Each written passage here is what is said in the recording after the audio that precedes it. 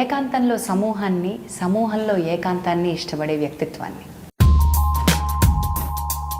పిల్లల్లారా రెండోయ్ రా రెండోయ్ రా రెండోయ్, ఇది ఎవ్రీ సాటర్డే సండే మేము అక్కడ ఉండాల్సిందే.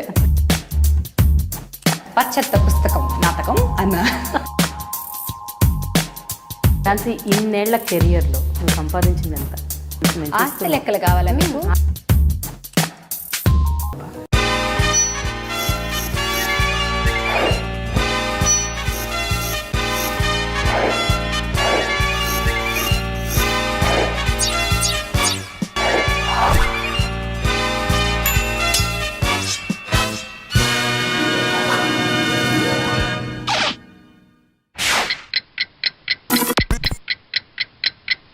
Hello, hi, welcome to my very special show dialogue with Prema only on iDream. రేడియోలో ఒక బుడ్డి ఆర్జేగా కెరియర్ ప్రారంభించింది. వివిధ టీవీ ఛానల్స్లో వైవిధ్యమైన యాంకర్గా పేరు తెచ్చుకుంది. ఎన్నో సినిమాల్లో క్యారెక్టర్ ఆర్టిస్ట్గా గుర్తింపు పొందింది. ఒక మీడియా యాక్టివిస్ట్గా ఎదిగింది. ఎప్పుడు చిరునవ్వులు చిందిస్తూ అలా ఒక ఆత్మస్ఫూర్తితో, ఆత్మస్థైర్యంతో, ఆత్మవిశ్వాసంతో దూసుకెళ్ళిపోతుంది. అంతేకాదు, తను నమ్మిన సిద్ధాంతాలకు కట్టుబడి ఉంటూ ఎప్పటికప్పుడు తన ఉనికిని చాటుకుంటూనే వస్తోంది the very versatile Jhansi. She is with me today on my show. Hi Jhansi. Hello Premaka, how are you? Hope what all I told about you is right. Partly correct and I'm still discovering. ఇంకా నేను చాలా నేను డిస్కవర్ చేయాలి. ఆత్మస్థైర్యం అన్నారు చూసారా, అది మాత్రం పర్ఫెక్ట్. నేను రేడియోలో మొదలుపెట్టి చిట్టి చిలకమ్మ చెప్పిన రోజు నుంచి ఇప్పటి వరకు ఐ థింక్ ఏ రోజు అది తగ్గలేదు. So you have given 100% of what I am. Yes, you are that. ఎందుకంటే నాకు ఇప్పుడంటే నేను ఒక 14 ఏళ్ళ నుంచి జర్నలిజంలో ఉన్నాను. బట్ బిఫోర్ దాట్ నాకు ఝాన్సీ అంటే ఫస్ట్ నాకు గుర్తొచ్చేది ఠకీమ్ అని, talk of the town. Jhansi అనగానే ముందు వివిధ యాసల్లో. అంతే కదమ్మా, టాక్ ఆఫ్ ద టౌన్. అంతకుముందు చూడనాళ్ళేరుగా పొద్దున్న లేచిన దగ్గర నుంచి సాయంత్రం వరకు మనం ఏం చేస్తాము, ఎట్ట మాట్లాడతాము అయ్యేగా. ప్రతి వారం ఓ యాసం తీసుకురావడం, ఓ యాసలు మాట్లాడడం, వాళ్ళకి కావాల్సిన సినిమా నాలెడ్జ్తో పాటు 4 అక్షంతలు పేకడం నా పని అన్నమాట. అంతేనన్నమాట. మరి రాయలసీమ అన్ని రకాలు, ఒకటి కాదు రెండు కాదు. ఏందట్ట చూస్తుండా, ఏం నేను చెప్పాలా? ఇందో టాక్ ఆఫ్ ద టౌన్ గురించి నువ్వు మాట్లాడుతుంటే బాగుందబ్బా అట్ట అంటుంటే. ఎలా, how did you pick it up? తెలీదు. ఒక్కొక్కళ్ళు ఒక్కొక్కసారి కొంతమందిని చూసినప్పుడు ఇన్స్టెంట్గా ఇదేదో ప్రత్యేకంగా ఉంది అని, ఒక ఈ కర్ణ రాక్షసుని కదా, కర్ణ పిశాచంతోటి చూడడం, ఇమిటేట్ చేయడం, వెంటనే కాకపోయినా మెల్లగా అన్న చేయడం, ఇది అలవాటైపోయింది. ఈ స్కిల్ నాలో ఉందని గుర్తించింది మీర్ గారు, కెమెరామెన్ మీర్ గారు. నువ్వు ఇమిటేట్ చేయగలవు బాగా అని. తర్వాత మా నిమ్ గారు, వీళ్ళిద్దరూ ప్రోత్సహించారు. ఆ తర్వాత టాక్ ఆఫ్ ద టౌన్ నుంచి మా జీకే మోహన్ గారు నన్ను దాన్ని ఒక ఎలా పంధాలో నేను అనుకోలేదు అక్క, టాక్ ఆఫ్ ద టౌన్ ఇలా అవుతుంది, ఇది ఒక నా కోసం నా కెరీర్లో ఒక మైలురాయిగా మిగిలిపోతుంది అని నేను అసలు కల్లో కూడా అనుకోలేదు. అంత క్యాజువల్గా మొదలైంది. అలా ఒక 10 ఏళ్ళు చేసేసాం దాన్ని. Okay. So did not expect. Jhansi, నేను మీడియాలోకి వచ్చిన తర్వాత ఒక 1 year తర్వాత కలిశాను. ఫస్ట్ ఝాన్సీ గారు మీరు అంటుంటే మీరేంటి నువ్వెంత మంచి జర్నలిస్ట్వి, అలా దూరం చేసి మాట్లాడకు అన్నావు. అనేసి వెంటనే నేను అక్క అని పిలవనా అన్నావు. సో అలా అంటే ఈ ఆప్యాయత, ఈ అనురాగం జనరల్గా ఒక ప్రొఫెషనల్ ఫీల్డ్లో ఇవన్నీ సాధ్యం అని అనుకుంటున్నారా మీరు? ఎప్పుడు అంటే do you follow this with everybody అంటే నాకు ఒక కనెక్ట్ కలిగితేనే ఆ కంటిన్యూషన్ ఆఫ్ కన్వర్జేషన్ జరుగుతుంది. లేదనుకుంటే అలానే కావాలని పొడిగా విడివిడిగా ఉండాలని మనిషిని కాదు, అందరితోనూ కలుపుకోలుగానే ఉంటాను. కొన్ని కనెక్ట్స్ ఇంకొంచెం ఒక లెవెల్ ఫార్వర్డ్కి వెళ్తాయి. ఐ థింక్ ఆ పర్సనల్ కనెక్ట్, ఇంటర్పర్సనల్ రిలేషన్షిప్స్ బాగాలేకపోతే, ఆ హ్యూమన్ కనెక్ట్ ఏదో లేకపోతే జీవితం వేస్ట్ అంతే. అందుకని ప్రతి ఒక్కరితోటి నాకున్న చాలా లిమిటెడ్ సర్కిల్. అంటే మనం ఆరాస్ డిజైన్ చేసుకుని గిరిగీసుకుని పెట్టుకుంటే అందులో బయట వాళ్ళని బయటే ఉంచుతాం, ఆరాలోకి రానివ్వం. ఆరాలో ఉన్న 7 రంగుల్లో 7 దశల్లో నువ్వు అనుకుంటే దగ్గరగా తీసుకురాగలిగిన వాళ్ళే నీకు అత్యంత ఆప్తులు, సన్నిహితులు. నాకు అలా దగ్గరగా లెక్కేస్తే ఓ 3-4 మాత్రమే ఉంటారు. మిగతా అందరూ ఆ బయట లేయర్స్లో ఉండేవాళ్ళే, అంత క్లోజ్డ్ పర్సన్ని. బట్ యెట్ చాలా చాలా విశాలమైన హృదయం ఉండి అందరినీ కలుపుకోగలిగే పర్సన్ని. నాకు ఒక లైన్ చాలా ఇష్టం, ఏకాంతంలో సమూహాన్ని, సమూహంలో ఏకాంతాన్ని ఇష్టపడే వ్యక్తిత్వాన్ని. వావ్. అంటే నేను సమూహంలో ఉన్నాను అనుకోండి, నచ్చలేదనుకోండి, దానిలో కూడా ఏకాంతాన్ని ఇష్టపడతాను. నచ్చని పార్టీ ఉంది లేదా నచ్చని జనం ఉన్నారు చుట్టుపక్కల, దానివల్ల నేనేమి ఇబ్బంది పడను. ఆ సమూహంలో ఏకాంతాన్ని వెతుక్కోగలను, నాతో నేను ఎంజాయ్ చేసేయగలను. ఏకాంతంలో ఉన్నాను ప్రస్తుతం, నేను ఒక్కదాన్నే ఉన్నాను, నాకు తెలియని వాళ్ళు, అసలు నేను ఒక్కదాన్నే ఉన్నా, కానీ ఆ ఏకాంతంలో కూడా నేను సమూహాన్ని క్రియేట్ చేసుకుని ఎంజాయ్ చేసేయగలను. So that's me, typically that's me, that's Jhansi. రెండు షేడ్స్ నాలోనే. సో ఇప్పుడు నీ ఆరాలోనే ఉన్నానంటావు. Of course you are there. ఏ రంగులో ఉన్నారు అనేది ప్రోగ్రెషన్ అనమాట. గ్రాడ్యుయేట్ ఒక్కసారిగా ఎవరు లోపలికి దూసుకొచ్చారు, మనమే పర్మిషన్స్ ఇవ్వాలి. అది ఇంటరాక్షన్ తోటి అవి తలుపులు ఓపెన్ చేసుకుంటే లోపలికి వస్తాం. అక్క అన్న మాటలోనో, అన్న అన్న మాటలోనో, తమ్ముడు అన్న మాటలోనో ఒక చిన్న అనుబంధం ఉంటుంది. అది కంటిన్యూ అయ్యేటప్పుడు ఐ థింక్ అది పోయి మనం కొంచెం పొడి పొడిగా తయారవుతున్నాం. కరెక్ట్. నాకు అది చాలా ఇష్టం, నోరారా పెంచుకోవడం ఇష్టం. అవును, I also enjoy it when you call me like that. చాలా మంచిగా అనిపిస్తుంది ముందు. Thank you. ఓకే ఝాన్సీ, 8 ఏళ్ల వయసులో రేడియోలో ఒక బుడ్డి ఆర్జేగా నువ్వు ఎంటర్ అయ్యావు. అసలు ఫస్ట్ అంటే ఒక మైక్, ఆ మైక్లో మాట్లాడాలి. ఎంత మైక్ ఉంటుంది అనుకున్నారు రేడియోలో? ఇప్పుడు కొంచెం కొత్త మైకులు వచ్చినాయి, కానీ అంతకుముందు మైక్ ఇంత ఉండేది, పెద్ద మైక్.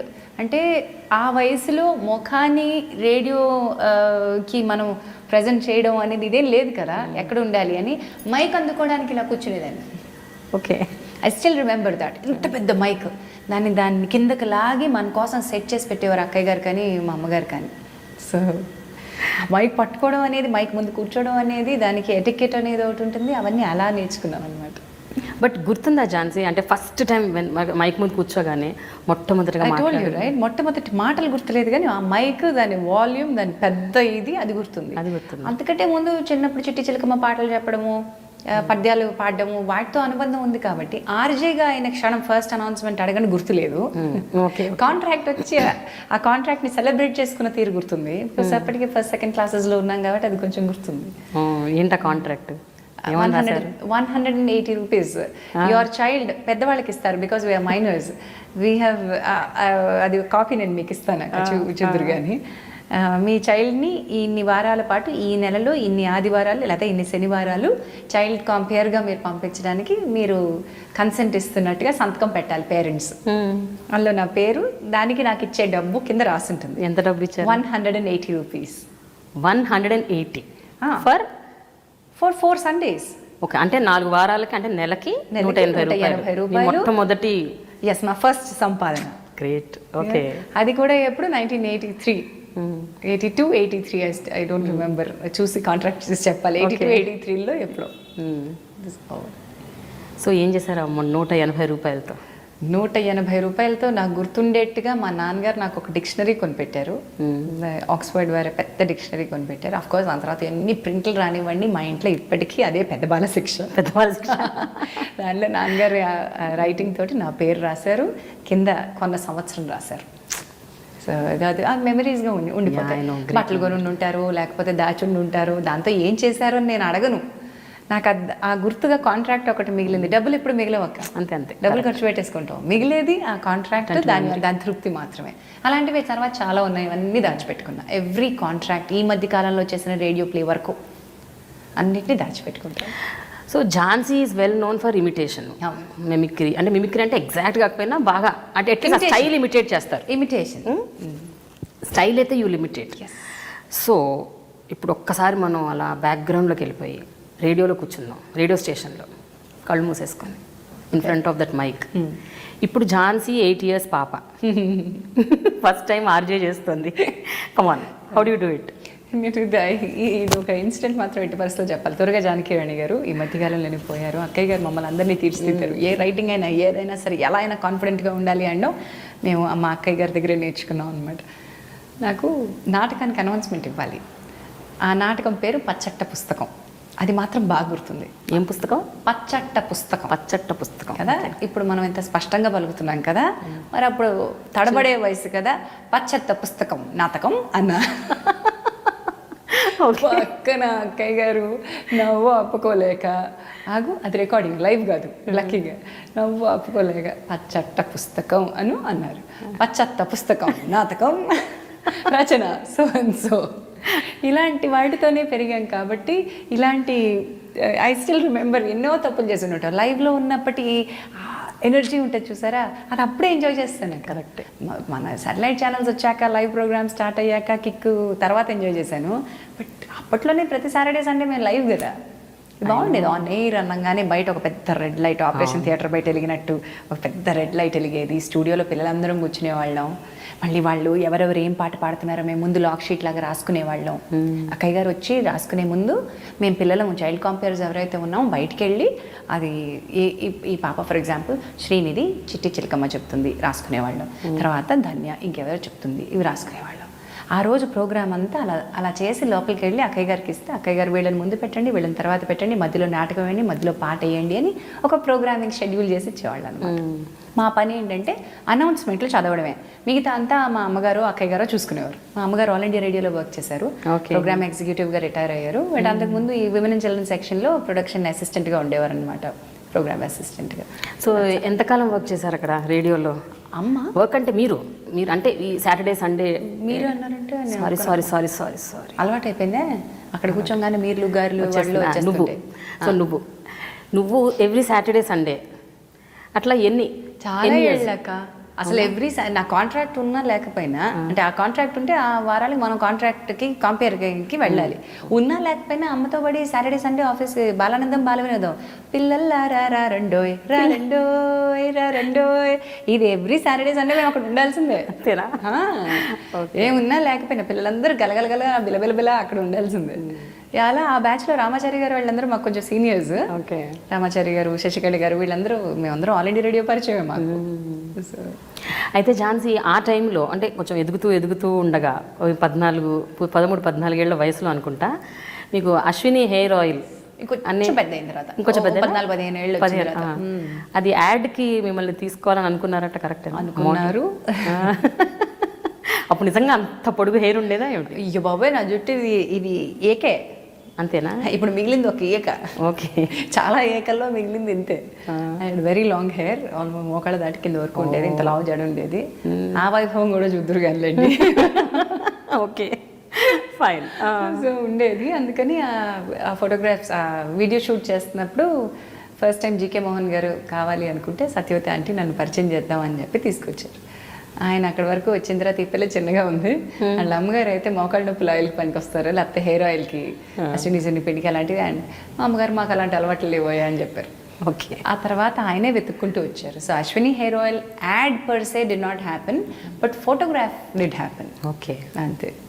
సో ఆ తర్వాత మళ్ళీ అశ్విని హెయిర్ ఆయిల్ అవ్వకపోయినా ఛాన్సెస్, ఆ తర్వాత ఆఫర్స్ వచ్చాయి. ఆ తర్వాత ఇమ్మీడియట్గా రాలేదు. ఒక 1.5-2 సంవత్సరాల తర్వాత thanks to Sana, that Sana డేట్లు ఇవ్వకపోవడంతో ఆర్ మొత్తానికి ఏదో అయింది, డేట్ ఇచ్చి తర్వాత తన క్లాష్ రావడము. జీకే గారు వాంటెడ్ సంబడి వెరీ ఫ్రెష్, అర్జెంటుగా కావాలి, ఇంకో 2 రోజుల్లో షూటింగ్కి వెళ్ళాలి. అప్పట్లో మొబైల్ ఫోన్స్ కమ్యూనికేషన్స్ లేని రోజులు కదా. ఫలానా ఆల్ ఇండియా రేడియో శారద గారు అమ్మాయి ఉంది, అమ్మాయి ఎక్కడుందో వెతకండి అని మళ్ళీ పంపారు. మేము ఇల్లు మారిపోయాం. ఆయన మళ్ళీ ఆల్ ఇండియా రేడియోకి పంపిస్తే మా అమ్మగారి దగ్గరికి, అమ్మగారు నాకు కబురు పంపిస్తే దట్స్ హౌ విజేత worked out. My first ever television single episode విజేత.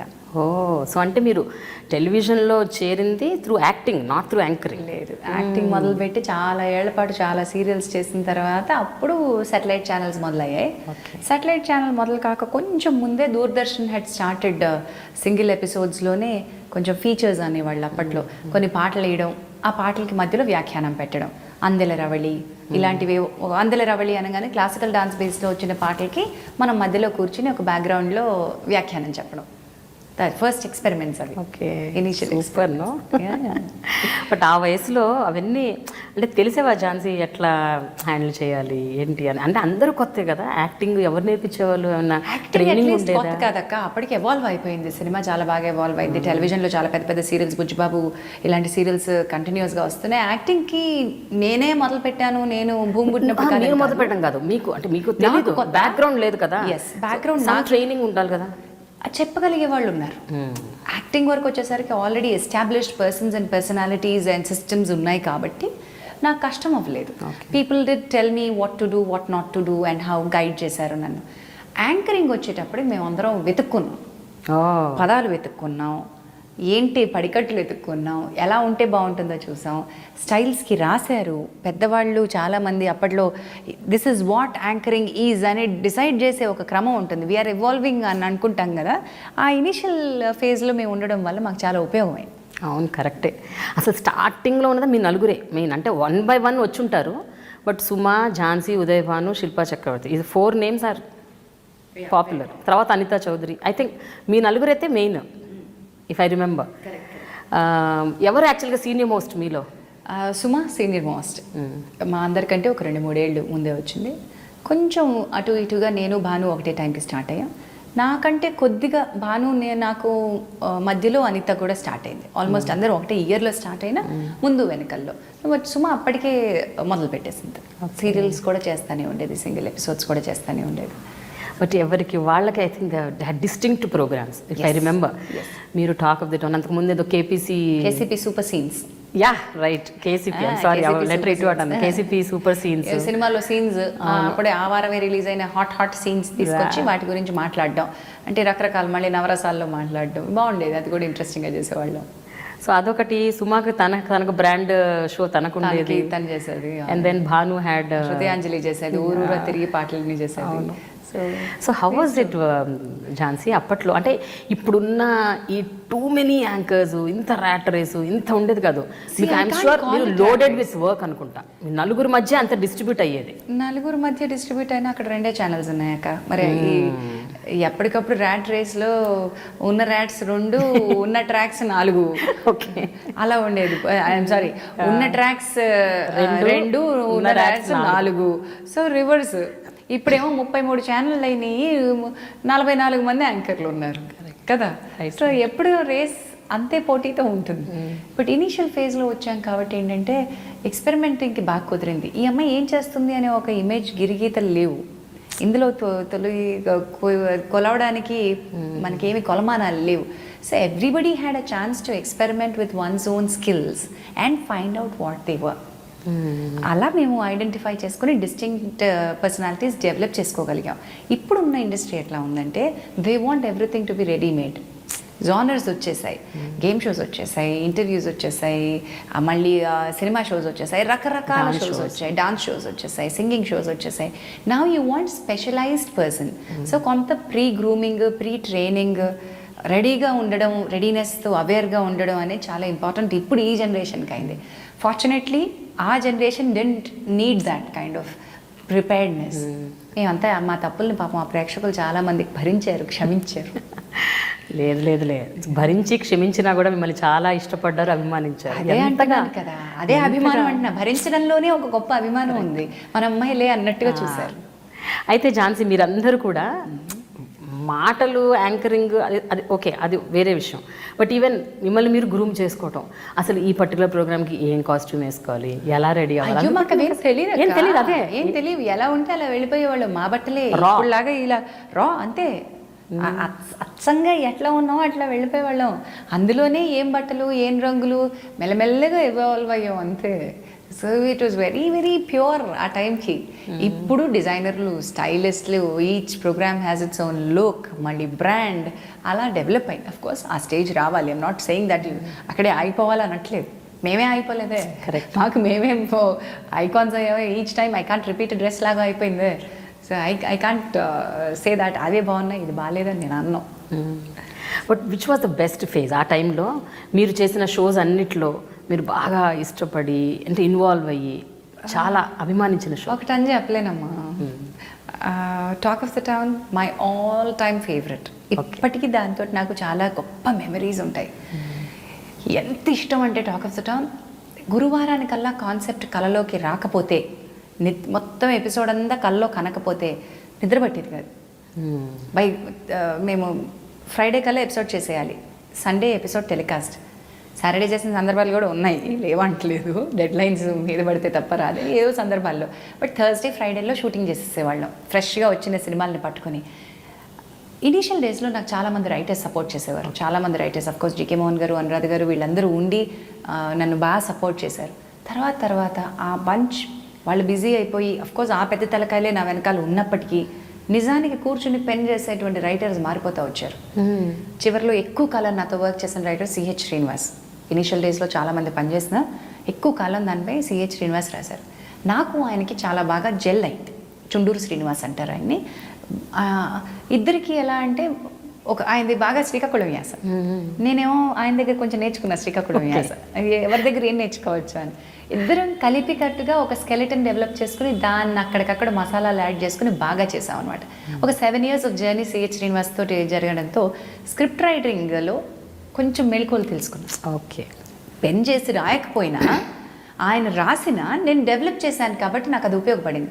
మిగతా స్క్రిప్ట్ రైటర్స్తో ఏంటంటే వాళ్ళు రాస్తే నేను చెప్పాలి, వాళ్ళు నేను ఇంటర్ఫియర్ అయితే ఇష్టపడేవాళ్ళు కాదు. ఇది కూడా ఉండేది కొంతమందితో. అదే మా నిమ్ గారు లాంటి వాళ్ళు అయితే రాశాను నీ ఇష్టం అనేవాళ్ళు. అది పండగ. అక్షరం ముక్క మారితే నేనేదో తప్పు చేశాననే ఫీలింగ్ వచ్చి అంత గొప్ప పండగ అయింది. అలాంటి వాళ్ళు రాస్తే మనం ఎంత బాగుంది, ఇది అచ్చుగుద్దినట్టు ఇలా చెప్పాలి అనిపిస్తుంది. ఇంకొంతమంది రాస్తే వీళ్ళు కేవలం నా నాలుగు ముడిపెట్టడానికే రాశారు అన్నట్టుంటుంది. పెట్టబుడేసి అది అయ్యేది రావు ఆ టైంకి. సో అక్కడి నుంచి నేను ఈ స్క్రిప్ట్ అనే శృంఖలాల్ని, దాస్య శృంఖలాల్ని తెచ్చేసుకున్నాను. అందుకే నాకు ఒక రెబల్ అన్న పేరు పడింది. ఈవిడికి స్క్రిప్ట్ అక్కర్లేదండి అని అంటే దానిలో ఒక వెటకారం ధరించేది స్క్రిప్ట్ రైటర్స్ నుంచి. ఎందుకంటే వాళ్ళకి అది నచ్చేది కాదు. రాసినట్టు చదివేసి వెళ్ళిపోయే వాళ్ళంటే చాలామందికి ఇష్టం. ఇది ఇక్కడ ఈ సెంటెన్స్ కాదు, ఇందులో ఇది యాడ్ చేద్దామండి, దీన్ని ఇలా చెప్పనా అండి, ఇలాంటివి నచ్చేవి కాదు. అలాంటి ఫ్రీడమ్ నాకు టాక్ ఆఫ్ ద టౌన్ చేసేటప్పుడు సిహెచ్ శ్రీనివాస్తో దొరికింది. ఇద్దరం కలిసి చేసుకునేవాళ్ళం. సో అట్లా నాకు ఇది తట్టిందండి అంటే ఇద్దరం కలిపి డెవలప్ చేసేవాళ్ళం. లేదా ఇది చేద్దాం అనుకుంటున్నాను శ్రీనివాస్ గారు అంటే అలా చేసేవాళ్ళం అనమాట. That's how it worked out. But ఎప్పుడన్నా ఇలా ఇన్వాల్వ్ అయిపోయి నీ క్రియేటివ్ ఫ్రీడమ్ నీకు కావాలి అని అనుకున్నప్పుడు, అది వీళ్ళు ఎవరైనా నో అన్నప్పుడు, what was your mental status at that time? అంటే అప్పుడు మీరు కూడా చాలా young and your also very young at that time. But అంత మరి గొడవ పడే టైప్ కూడా కాదు. మళ్ళీ ఇబ్బంది నాలో నేనే పడతాను, మీరు రాయకండి నేను ఇలాగే చెప్తాను, నేను పోరాడే టైప్ కూడా కాదు.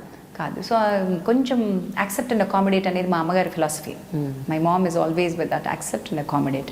సో ఠీకే, I accept this and I accommodate accordingly అనుకుంటూ ఉంటాను. కుదిరినంత వరకు ట్రై చేస్తాను నా తీరుగా తీసుకొచ్చుకోవడానికి. కుదరకపోతే ఇంకా యాక్సెప్టెన్స్.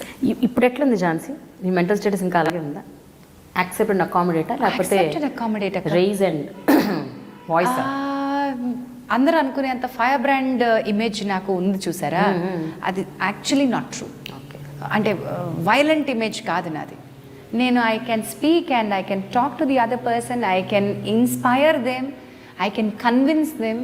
నేను చాలా చేయగలను. దాన్ని ఫైర్ బ్రాండ్లో చేయను. నాతో కూర్చుని మాట్లాడితే ఆటోమేటిక్గా నా దారిలోకి రావాల్సిందే అన్నట్టుగా బిలీవ్ చేస్తా. అది కూడా నయానో భయానో వంచేస్తాను, బెండ్ చేసేస్తాను కాదు. ఎందుకు అనుకుంటారో నా గురించి జనం అలా నాకు తెలీదు. మరి మీరు చేసే ప్రోగ్రామ్స్ అలా ఉంటాయి కదా, ఉన్నా కూడా I don't come across as that firebrand. అంటే ఫైర్ బ్రాండ్ అంటే జనాల్లోకి వెళ్ళిపోయి ప్రజల వాయిస్ని మీ వాయిస్గా వినిపిస్తూ యూనో ప్రజల బాణిని అలాగే ప్రభుత్వాల దగ్గర తీసుకెళ్ళడం, కొంచెం ఫోర్స్ఫుల్గా మాట్లాడటం, ఇవి వినేసరికి అందరికీ ఒక ఒపీనియన్కి వచ్చేస్తారు. ఎగ్జాక్ట్లీ. అందులో చిన్న తేడా ఉంది. ఇప్పుడు నేను అటు నవీన లాంటి దానిలో జెండర్ అండ్ రైట్స్ మాట్లాడినా, చేతనలో పేదల పక్షాన మాట్లాడినా, ఇక్కడ నా టోన్లో చిన్న తేడా మీరు గమనించండి. నేను ఏ రోజు కూడా ఒక ఉద్యమకారిణిలా మాట్లాడలే, ఒక విప్లవకారిణిలా మాట్లాడలేదు. నేను అక్కడున్న, ఇప్పుడు మీరున్నారు ప్రజాపక్షం చేశారు, ప్రజాపక్షంలో మీరు ఎన్నిసార్లు సూటిగా గవర్నమెంట్తో పోట్లాడుకుని ఉంటారు నాకు తెలుసు. అది చేయలే. మనం అక్కడున్న ఫ్యాక్ట్ని హైలైట్ చేయాలి. అది ఒక్కోసారి అవసరమైతే కరుణరసం ప్రయోగించాలి, అవసరమైతే రౌద్రం ప్రయోగించాలి. అక్కడ శృంగారం తీసుకెళ్ళలేనుగా, కరెక్ట్. అక్కడ వీర రసం ప్రదర్శించే లాభం లేదుగా, నేను తాండవం వాడే లాభం లేదుగా. సో నాకు కావాల్సింది ఏంటంటే I have to present my fact well. అంతే, మీరు ఆ కన్విక్షన్తో మనం చెప్పగలగాలి. ట్రూ. అంతే, అంతకు మించి ఇంకేం నేను చేయట్లా. అది కూడా చేయని వాళ్ళు ఉన్నారు కాబట్టి అది గొప్పగా అనిపిస్తుంది. అంతే, నేను గొప్ప పని చేయట్లా. ఇప్పుడు మీరు ఉండుంటే నాలో నాకు చాలా బాగుండేది. మనం కలిపి ఇంకొక 4-5 చేసుకుని ఉండేవాళ్ళం. I miss Prajapaksham, very seriously miss Prajapaksham. ఎందుకంటే ఆ కన్విక్షన్ కావాలి ఒక మనిషిలో. నేను చెయ్యాలి, నేను దీనికోసం చేస్తున్నాను, విజువల్లీ నేను ఈ స్టోరీ ప్రజెంట్ చేస్తాను అనేటువంటిది మీ స్క్రిప్ట్. నేను ఎన్నిసార్లు చెప్పుకుంటూ ఉంటాను, ప్రతి పదం ఒక కసిగా రాస్తారు మీరు. ఐ లవ్ దట్ అక్క. Thank you. టెలివిజన్, సినిమాలు రెండు డిఫరెంట్. ఒకటేమో ఎంటర్టైన్మెంట్, న్యూస్, అలాగే సినిమాలు. 3 డిఫరెంట్ డొమైన్స్. టోటలీ 3 డిఫరెంట్ డొమైన్స్లో ఒక్కో చోట ఒక్కో రకంగా ఉండాలి. ఇక్కడ ఒక రకంగా ఉంటే మీరు అన్నట్టు ఇప్పుడు సినిమా వాళ్ళు ఏంటి అలా ఎలా ఉంటున్నావు అక్కడ, అలా ఎలా వెళ్తున్నావు, అలా రాగా ఎట్లా వెళ్తున్నావు, అంత రస్టిక్గా ఎలా వెళ్తున్నావు అని అనవచ్చు. సో వీటన్నిటిని డీల్ చేయటం అనేది how do you balance all that? As I've said, accept, accommodate is my mantra. I think I'm very very flexible to work with. నాతో ఒకసారి పనిచేసిన వాళ్ళకి కానీ అర్థం కాదు. అప్పటి వరకు వాళ్ళు నా గురించి చాలా అనుకుంటారు. ఈవిడికి పొగరు, ఈవిడ అమ్మో ఈవిడ మాట్లాడితే విప్లవం అంటది, లేకపోతే అదంటది ఇదంటది, ఫైర్ బ్రాండ్ ఇలాంటివి ఏవో అనుకుంటారు.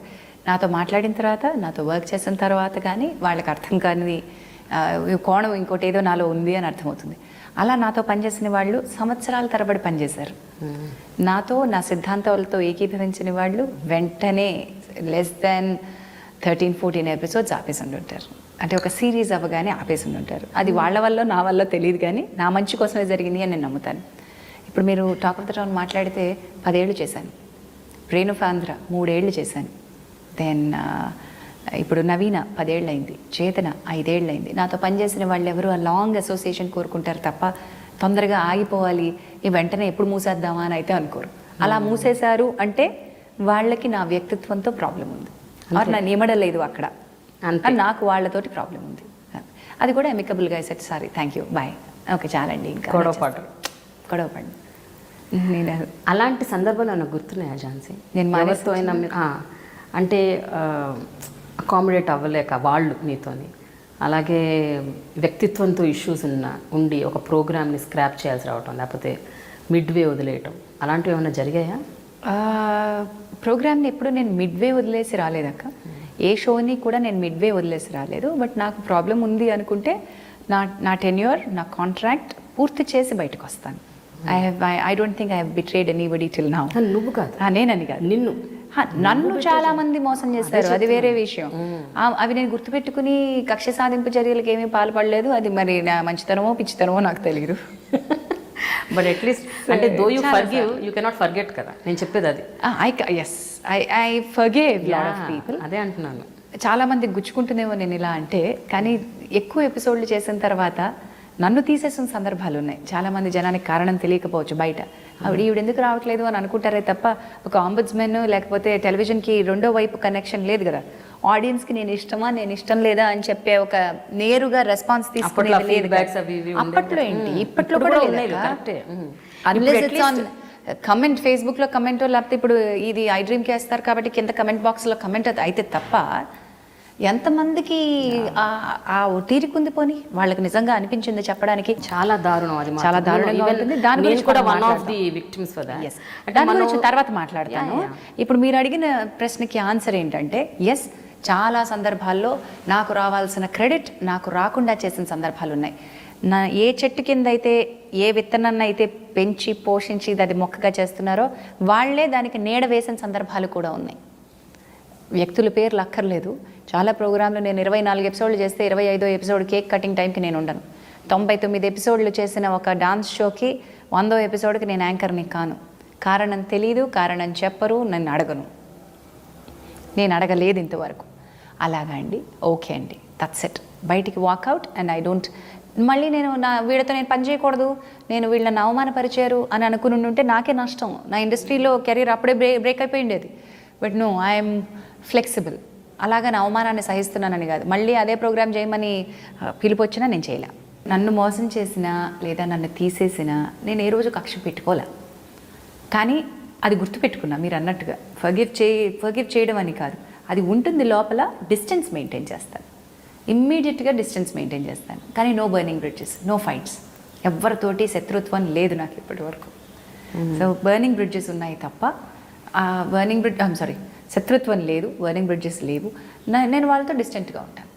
నాకు చాలా ఇష్టమైనటువంటి ఒక ప్రోగ్రామ్ ఈ మధ్యకాలంలో, అంటే ఆత్మసంతృప్తి కోసం చేసినటువంటి ఒక ప్రోగ్రామ్కి చాలా తక్కువ డబ్బులు తీసుకుని పిల్లల్ని ఎంకరేజ్ చేయాలి అని మిగతా గెస్ట్లు, జడ్జెస్ అందరూ కూడా మాకు డబ్బులు రాలేదు మేము ఆపేస్తాము అని ఫైనల్ ఎపిసోడ్ దగ్గరకు వచ్చినప్పుడు, అంటే అందరి దగ్గరికి వెళ్ళి పిల్లలు అన్యాయం అయిపోతారు మనం కనుక ఇప్పుడు షూట్ చేయకపోతే.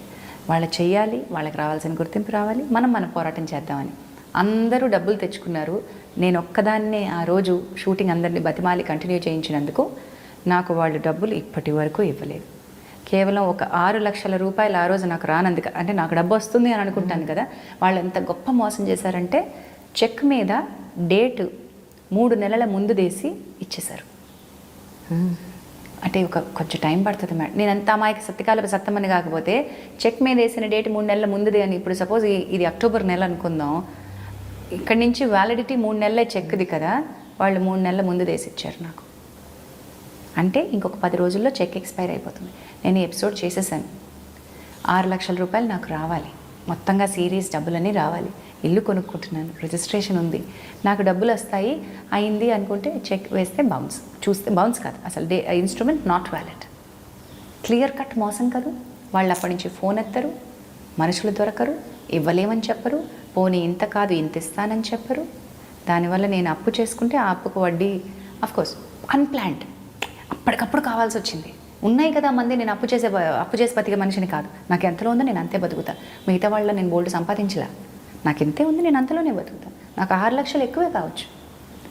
సో అంత బిట్రే చేసిన ఆ మనిషిని కూడా నేను క్షమించా, మళ్ళీ ఆయనతో కూడా వర్క్ చేశాను. సో ఐ డోంట్ హ్యావ్ శత్రుత్వం ఎవరితోనూ పెట్టుకోలేదు. వాళ్ళు గిల్ట్ కాన్షియస్తో చచ్చిపోవాలి తప్ప నేను పెట్టుకోను. నేను ఎవరిని ఇబ్బంది పెట్టాను. ఆయనతో మాట్లాడిన ఇప్పుడు అంతే, నేను ఆయనతో వర్క్ చేశాను, ఆ వ్యక్తితో నేను వర్క్ చేశాను, కానీ I don't talk to him. Hello అండి, అలాగే అండి, వద్దామండి, చేద్దామండి, దట్స్ ఇట్. బికాజ్ ఇంకొక వర్క్ నాకు వస్తుంటే అది నా హక్కు. ఏ వ్యక్తులైతే నాకు 24 ఎపిసోడ్లో తీసేసి 99 ఎపిసోడ్లో తీసేసి ఇది నువ్వు చేయకుండా ఉండడానికి ఏం తీసుకుంటావు అని మాట్లాడిన వ్యక్తులతో కూడా నేను కలిసి మాట్లాడతా, కలిసి పనిచేస్తా.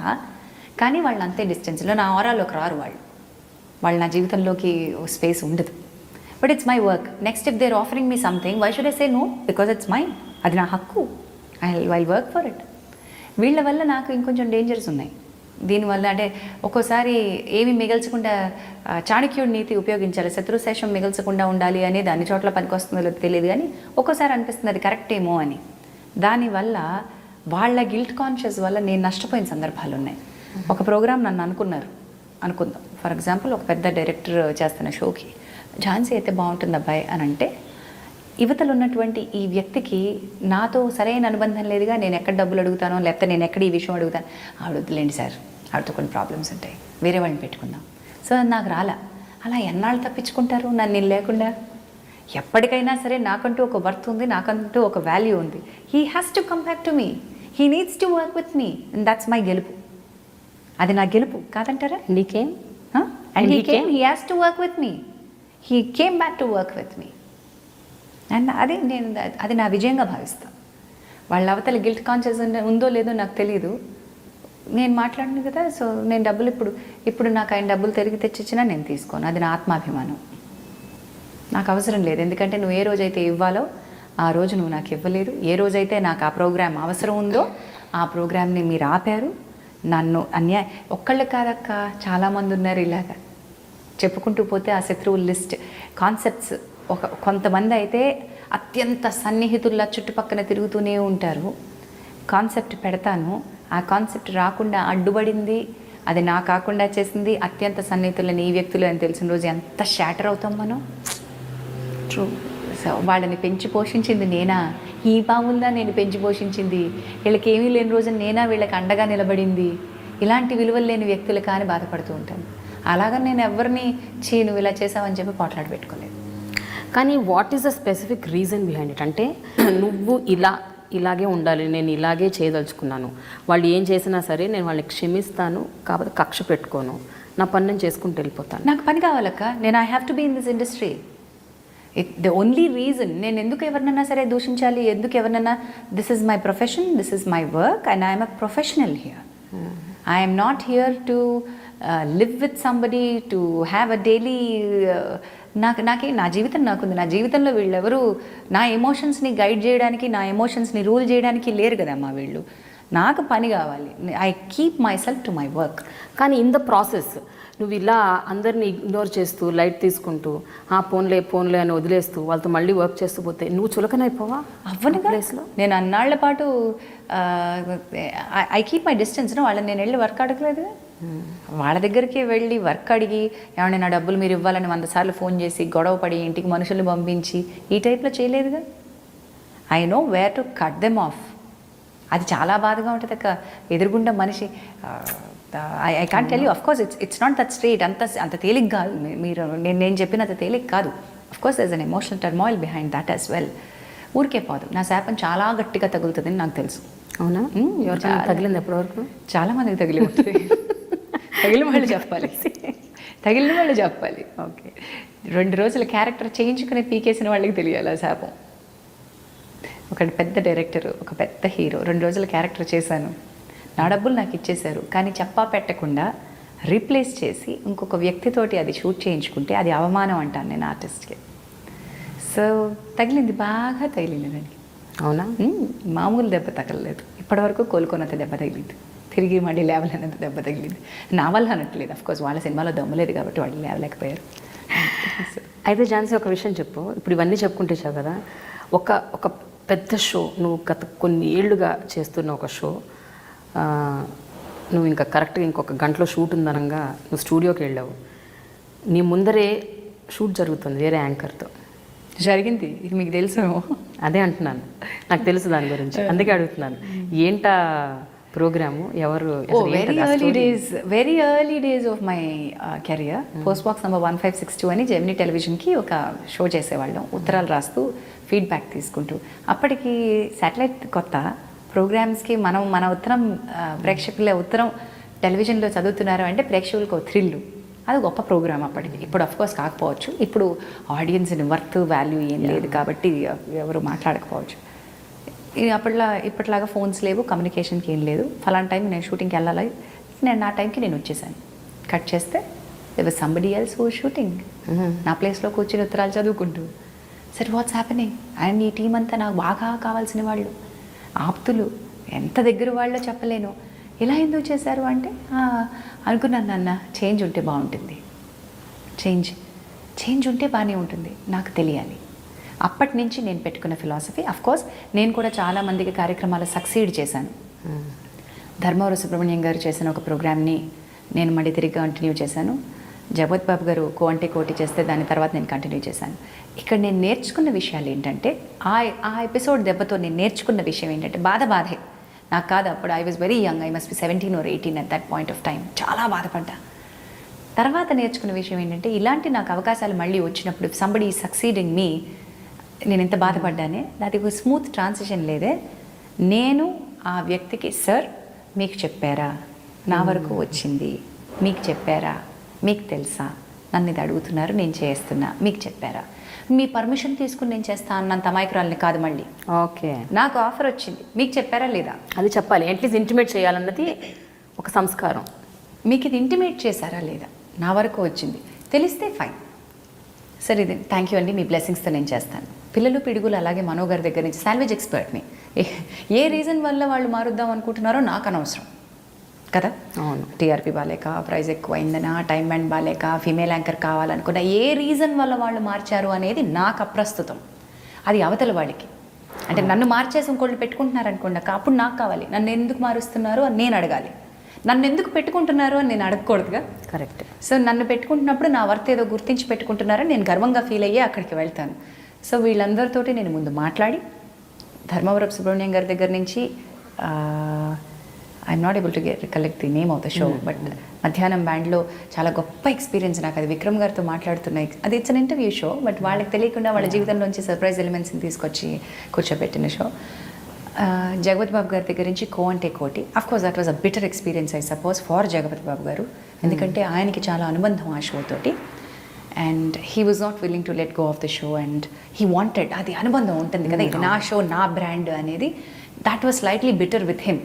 కానీ ఆయనకు ముందే చెప్పారు. చెప్పిన తర్వాతే నేను ఆయనతో మాట్లాడి, sir I'm taking it forward, please I know it must be very difficult, but please do bless me అని చెప్పి మరీ నేను సెట్లో అడుగు పెట్టాను. తర్వాత మనోగారి దగ్గర నుంచి, మనోగారు ఈజ్ ఈక్వల్ టు పిల్లలు పిడుగులు, అంత బాగా పిల్లల్లో కలిసిపోయారు.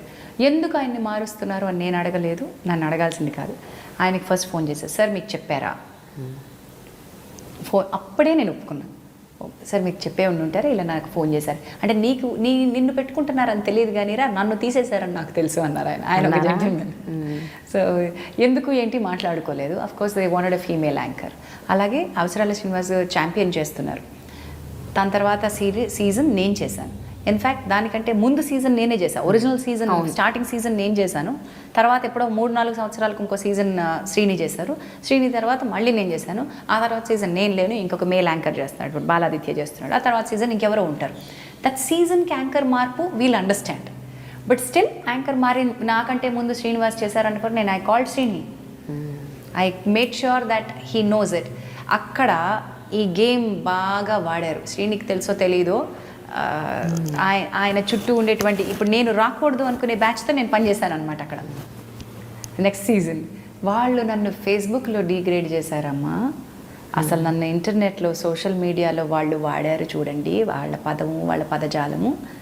అంటే ఒక వ్యక్తిత్వాన్ని బిల్డ్ చేసుకున్న వ్యక్తి మీద మచ్చ వేయడం చాలా తొందరగా. ఒక పెన్ మార్క్ చేతిలో ఉంది కదా అని చెప్పి టైప్ చేసేయడమే. ముందు వెనకలు ఆలోచించుకోరా, దానివల్ల ఏం జరుగుతుంది, ఎంత నష్టపోతారని ఆలోచించుకోరా. ఈ iDream మీడియా లాంటి ఒక ప్లాట్ఫామ్ని నేను ఎందుకు ఒప్పుకున్నానో తెలుసాక, because the entire world is moving towards convenience. All the eyeballs are grabbing this opportunity of watching at their own convenience, not at the televisionలో certain timesకి చూడడం కాదు. నా కంటెంట్ నా ఇష్టం వచ్చిన టైంలో నాకు ఇష్టం వచ్చిన కన్వీనియంట్ ప్లేస్లో నేను చూస్తా. And I will be a part of it by participating in the discussion అనే ఒక కన్వీనియన్స్ మీ లాంటి వెబ్సైట్స్ క్రియేట్ చేశాయి. కాబట్టి I thought this is a great platform of talking about the new media. ఇవన్నీ న్యూ మీడియా కిందకు వస్తాయి.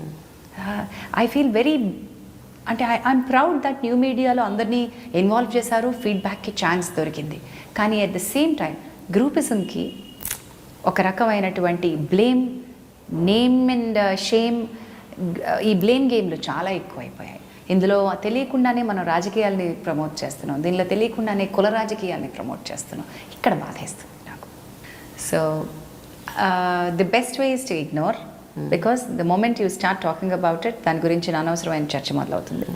Wear ever I have to answer, మీరు నా ఫేస్బుక్ చూడండి, చాలా తక్కువ కమెంట్స్కి రిప్లై చేస్తాను. నేను ఉండాలి కాబట్టి ఉంటాను. అత్యంత అవసరమైన దానికే నేను చర్చలోకి వెళ్తాను, కమెంట్కి రిప్లై చేస్తాను. Otherwise I don't reply to any of these comments.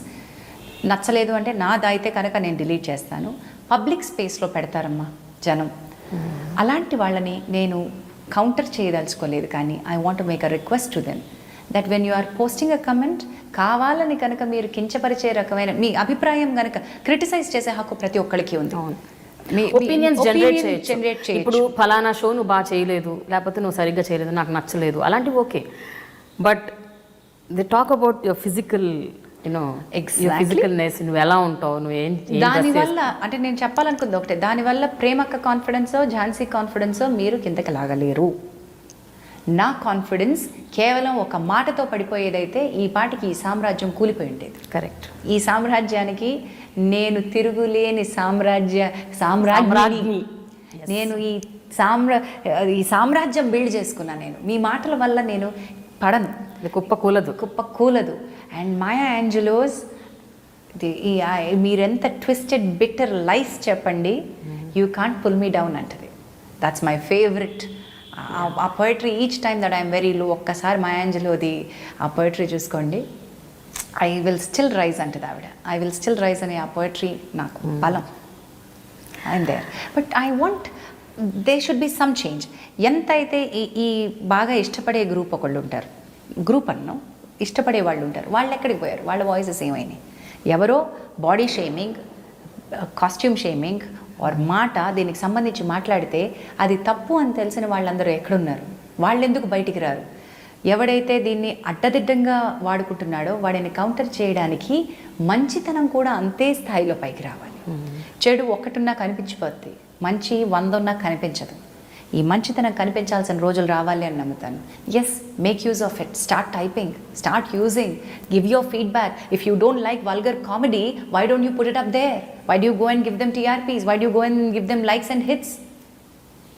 అస్తవ్యస్తంగా ఉన్న ఈ కామెడీ సినారియోలో చీప్గా, వల్గర్గా, వెగటుగా, వెటకారంగా, ఇంకా అసలు జుగుప్సగా చేస్తున్నటువంటి కామెడీ షోస్ని దాన్ని హిట్లు ఇచ్చి దాన్ని చూసి దాని కింద ధైర్యం చేయరే కమెంట్ పెట్టడానికి. ఇది చీప్గా ఉంది, ఆడవాళ్ళ మీద, ఆడవాళ్ళ శరీరం మీద, ఆడవాళ్ళ వ్యక్తిత్వాల మీద మీరు ఇలా దాడి చేయకండి అని పెట్టరే?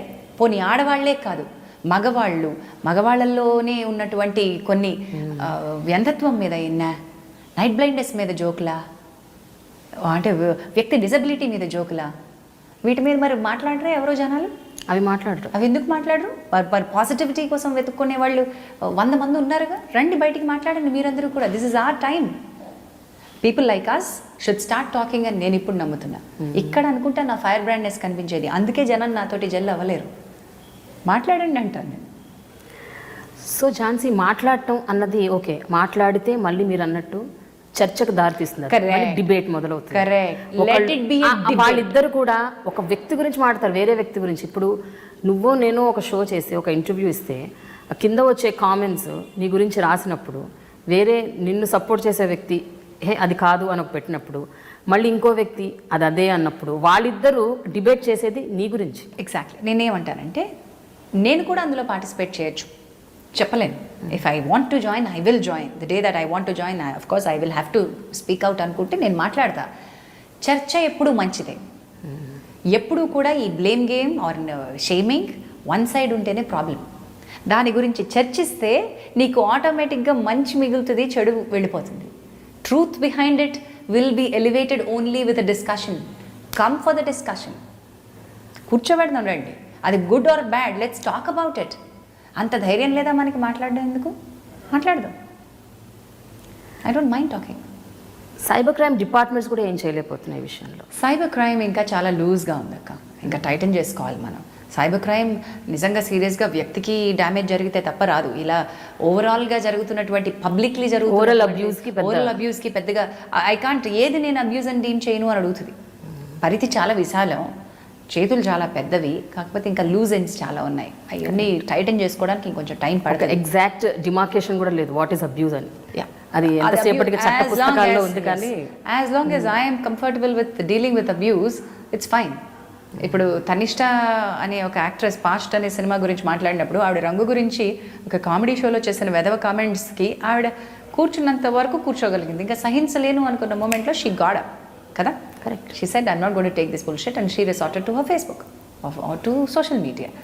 సేమ్ వే అక్కడే కనుక ఆర్ మనలాగా కూర్చున్న వాళ్ళు ఆ జోకుల్ని భరిస్తూ, చాలామంది యాంకర్స్ ఉన్నారు, వాళ్ళ మీద వేస్తున్నటువంటి జోకుల్ని భరిస్తూ దానికి నవ్వుకుంటూ ఉంటే అది హాస్యాన్ని అపహాస్యం చేయడమే. As long as they are not looking at it as a problem, మనం ఎందుకు ప్రాబ్లంగా ఫీల్ అవ్వాలి అనుకునే వాళ్ళు ఉన్నారు. So I always believe that people should start talking. You don't like something, go on, tell them that you don't like it. But then there's a way. Jhansi, ఇది ఇంతటితో ఆగట్లేదు. నేను నోటీస్ చేసింది అంటే ఇంటర్వ్యూస్ లేకపోతే నువ్వు చేసిన షోస్కి కింద కామెంట్స్ పెట్టడం అదొక్కటే కాదు, అంతకు ముందు కూడా నీ పర్సనల్ లైఫ్ మీద కూడా అటాక్స్ చేశారు. నీ పర్సనల్ లైఫ్ మీద ఎస్పెషలీ గూగుల్లో ఝాన్సీ అని కొట్టగానే నువ్వు ఎన్నెన్ని గొప్ప సాధించావు జీవితంలో, ఎన్ని విజయాలు సాధించావు, ఎంత 25 ఏళ్ల నీ కెరియర్లో ఏమేమి జరిగాయి అని మాత్రం ఎవరూ రాయరు. రాయరంటే ఫస్ట్ సెర్చ్ కొట్టగానే వచ్చేది అది కాదు. అదే మొదటి పేజీలో ఉండే 4 చెత్తే ఉంటాయి. మీరు 10వ పేజీకో 15వ పేజీకో వెళ్తే ఏపీస్ టాప్ 25 ఇన్ఫ్లుయెన్షియల్ పర్సనాలిటీస్లో ఝాన్సీ పేరు కూడా ఉంది అనేది వెతుక్కోవడానికి మీకు 15వ పేజీలోకి వెళ్ళాల్సి వస్తుంది.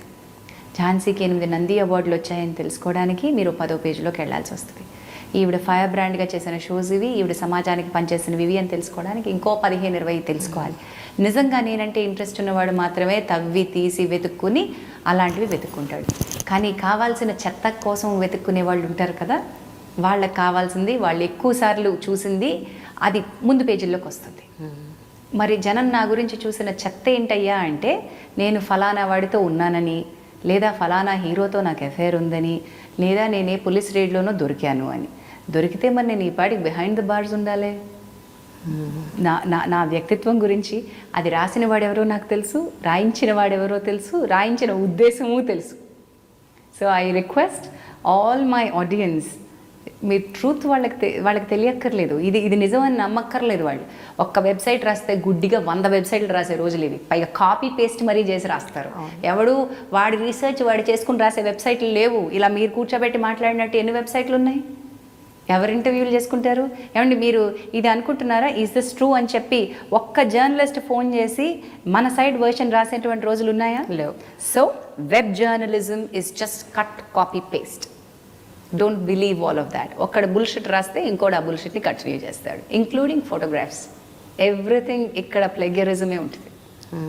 So I don't really bother about them. ఎందుకంటే నేనేంటో నాకు తెలుసు, నా చుట్టుపక్కల వాళ్ళకి నేను ఎలా ఉండాలో, నేను ఎలా ఉంటానో తెలుసు. నేను దానికి కానీ ఝాన్సీ, ఇలాంటివి ఏవైతే వెబ్సైట్స్లో వస్తాయో అది ఫ్రంట్ పేజ్ నువ్వు అంటున్నట్టు వచ్చినప్పుడు అదేమన్నా నీ కెరియర్కి డైరెక్ట్గా ఇండైరెక్ట్గా ఎఫెక్ట్ చేసిందా? కెరియర్ని డైరెక్ట్గా కానీ ఇండైరెక్ట్గా కానీ ఒక వ్యక్తిత్వాన్ని కానీ అసలు కొంచెం కూడా అది కదల్చలేదు. The only thing that I feel bad about it is, ఎప్పుడన్నా నేను ఆలోచిస్తే దీన్ని ఏమైనా చేయగలను అనుకుంటే యూనిసెఫ్కి నేను చాలా వర్క్ చేస్తూ వచ్చాను. చాలా ఏళ్ల పాటు నేను నా టైంని, నా ఇష్టం కాబట్టి నేను చాలా ఏళ్ళు వర్క్ చేస్తూ వచ్చాను చైల్డ్ మ్యారేజెస్ కోసం. యూనిసెఫ్ బ్రాండ్ అంబాసిడర్గా కర్ణాటక అండ్ సౌత్కి నన్ను నియమించాల్సిన పరిస్థితి వచ్చినప్పుడు వాళ్ళు చాలా రెప్యుటేషన్స్ ఆలోచించి బ్రాండ్ అంబాసిడర్ పదవి ఇస్తారు. నాకు కేవలం ఇమేజ్ టార్నిష్ చేయడం వల్ల జరిగిన నష్టం ఏమైనా ఉందా అంటే ఆ పదవి ఒక్కటే కోల్పోవడం అంతే. దానివల్ల నాకు పైసా నష్టం లేదు, దానివల్ల నాకు జరిగినటువంటి పెద్ద నష్టం ఏమీ లేదు. ఓ చిన్న బాధ అనిపిస్తుంది అంతే. That's the only thing. ఇలాంటివి జరిగినప్పుడు యాక్చువల్గా నువ్వు ఎలా ఫీల్ అవుతుంటావు ఝాన్సీ? అంటే బాధ ఉంటుంది, హర్ట్ ఉంటుంది, లేదు ఇల్ ఫీలింగ్స్ ఉంటాయి. లేదు I don't feel bad about it. Really కొంచెం కూడా బాధ అనిపించలేదు. Of course it's a small thing in life. అది నేను కాదు కాబట్టి దానిలో బాధ ఇల్లు వదిలేసి కనీసం కోపం వస్తుందా? కోపం వస్తుంది కానీ చాలా కోపం తెలుసా. ఏంటి వీళ్ళు, ఓయ్ నాకు చాలా కోపం. నా గురించి వాళ్ళకి ఏం తెలుసు అని ఇష్టం వచ్చినట్టు రాస్తారు అని ఏమన్నా? రాసిన వాళ్ళ గురించి కోపం లేదు, రాసిన వాడి గురించిన కోపం ఉంది. అంటే నేను కేవలం ఆ రాతను చూడను కదా, దాని వెనకాల ఉన్నది చూస్తాను కదా. రాయించిన వాడు ఎవడో తెలుసు కదా, నాకు ఏ ఉద్దేశంతో రాయించాడో తెలుసు కదా. అందుకనే నాకు ఆ కోపాన్ని ఎక్కడ దానివల్ల జరగాల్సిన డ్యామేజ్ జరగకుండా చూసుకున్నాను. ఐస్బర్గ్ అక్క, దాని డ్యామేజ్ మీకు బయటికి కనిపించే డ్యామేజ్ చాలా చిన్నది, అది అసలు మినిస్క్యూల్, నాకు అసలు లెక్క కూడా రాదు అది. దానివల్ల ఇంటెన్షన్ ఏదైతే, ఏ డ్యామేజ్ అయితే వాళ్ళు ఇంటెండ్ చేసి అది రాయించారో ఆ డ్యామేజ్ జరగకుండా కాపాడుకున్నాను. అసలు నేను కనుక పైన కనిపించేటువంటి ఈ వెబ్సైట్లలో ఉన్న చెత్త ఇది కాదు, నేను నిజము, నేను సతీదేవిని, నేను సీతాదేవిని, నేను కావాలంటే అగ్నిప్రవేశం చేస్తాను, నా శీలం ఇది అని చెప్పి నేను రుజువు చేసుకోవడానికి నా ఎఫర్ట్, నా టైము అంతా నేను పెట్టుండుంటే వాడు అనుకున్న ఇంటెన్షన్ అంతా నేను అది నిజమైంది. Correct. So I don't want to do all of that. నా చైల్డ్ రైట్స్ని, నాకున్న కస్టడీ రైట్స్ని దెబ్బతీయడానికి, నా ఇమేజ్ని టార్నిష్ చేయడానికి చేసిన ప్రయత్నం అది. సో అక్కడ నేను లొంగల. అట్లీస్ట్ ఆ విషయం తెలిసిన తర్వాత అయినా కనీసం పోలీస్ కంప్లైంట్ ఇవ్వడం, అక్కడ దాకా వెళ్ళడం, అదంతా జనానికి అవసరం లేదు కదమ్మా. అదంతా అవసరం లేదు కదా. నిజంగా కనుక ఎఫ్ఐఆర్ ఓపెన్ చేసి కోర్టు ఇచ్చిన స్టేట్మెంట్స్ ఇచ్చి కోర్టు దగ్గర నుంచి ఎవ్వరూ ఇది పబ్లిష్ చేయకూడదు అన్న ఆజ్ఞ తీసుకొచ్చి I serve the copy to all the websites. I served the copy to all the websites saying that pull this back and this is ఇది అని చెప్పి అందరికీ సర్వ్ చేసి అందరికీ నోటీసులు ఇచ్చాను. బట్ అఫ్ కోర్స్ ఇవన్నీ అప్పటివే. ఆ తర్వాత నా గురించి ఒక్క చెత్త లేదు చూడండి. ఇది ఆ పీరియడ్లో జరిగిన ఆ ఒక్క ఇన్సిడెంటే మీకు మళ్ళీ మళ్ళీ సర్ఫేస్ అవుతూ ఉంటుంది తప్ప, ఆ ఒక్కటే మళ్ళీ కనిపిస్తూ ఉంటుంది తప్ప అది పుల్ బ్యాక్ చేయలేదు. కాబట్టి అది కనుక నిజంగా పట్టుకుని కూర్చుంటే బాస్ ఇది మీరు పుల్ బ్యాక్ చేయాలి అంటే వాళ్ళు తీయడం పెద్ద విషయం కాదు. సో అంతమంది చదివేసిన తర్వాత ఇప్పుడు నేను తీస్తే అంత, తీయకపోతే అంత, what you say. So I have done, నేను చేయాల్సిన దాని గురించి చేసేసాను. మనం ఇన్స్టెంట్గా కోర్టులో నేను ఏం ప్రొడ్యూస్ చేయాలో, పోలీసులోంచి ఏం తీసుకోవాలో అవి తీసుకున్నాను, వాళ్ళకి సర్వ్ చేసేసాను.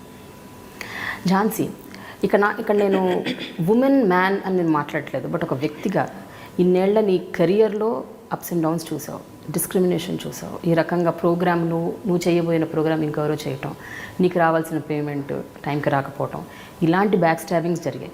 పర్సనల్ లైఫ్లో కూడా చాలా ట్రామా యూ ఫేస్డ్. భయంకరమైన టర్బులెంట్ మ్యారేజ్ మీది. Almost 8 years you struggled for divorce battle. 8 years. But how was it at that point of time? అంటే డీల్ చేయటం ఆ ఎంటైర్ ఇష్యూని, ఒక పక్కన కెరియర్ చూసుకుంటుండాలి, ఇది దీని మీద ఎఫెక్ట్ చూపించకూడదు, అంటే you have to carry a plastic smile. నేను కెరియర్ కొంత ఎఫెక్ట్ అయిందని ఒప్పుకోవాలి. ఇఫ్ ఐ సే దట్ నా కెరియర్ ఏమీ ఎఫెక్ట్ కాలేదు అంటే అది తప్పు అవుతుంది.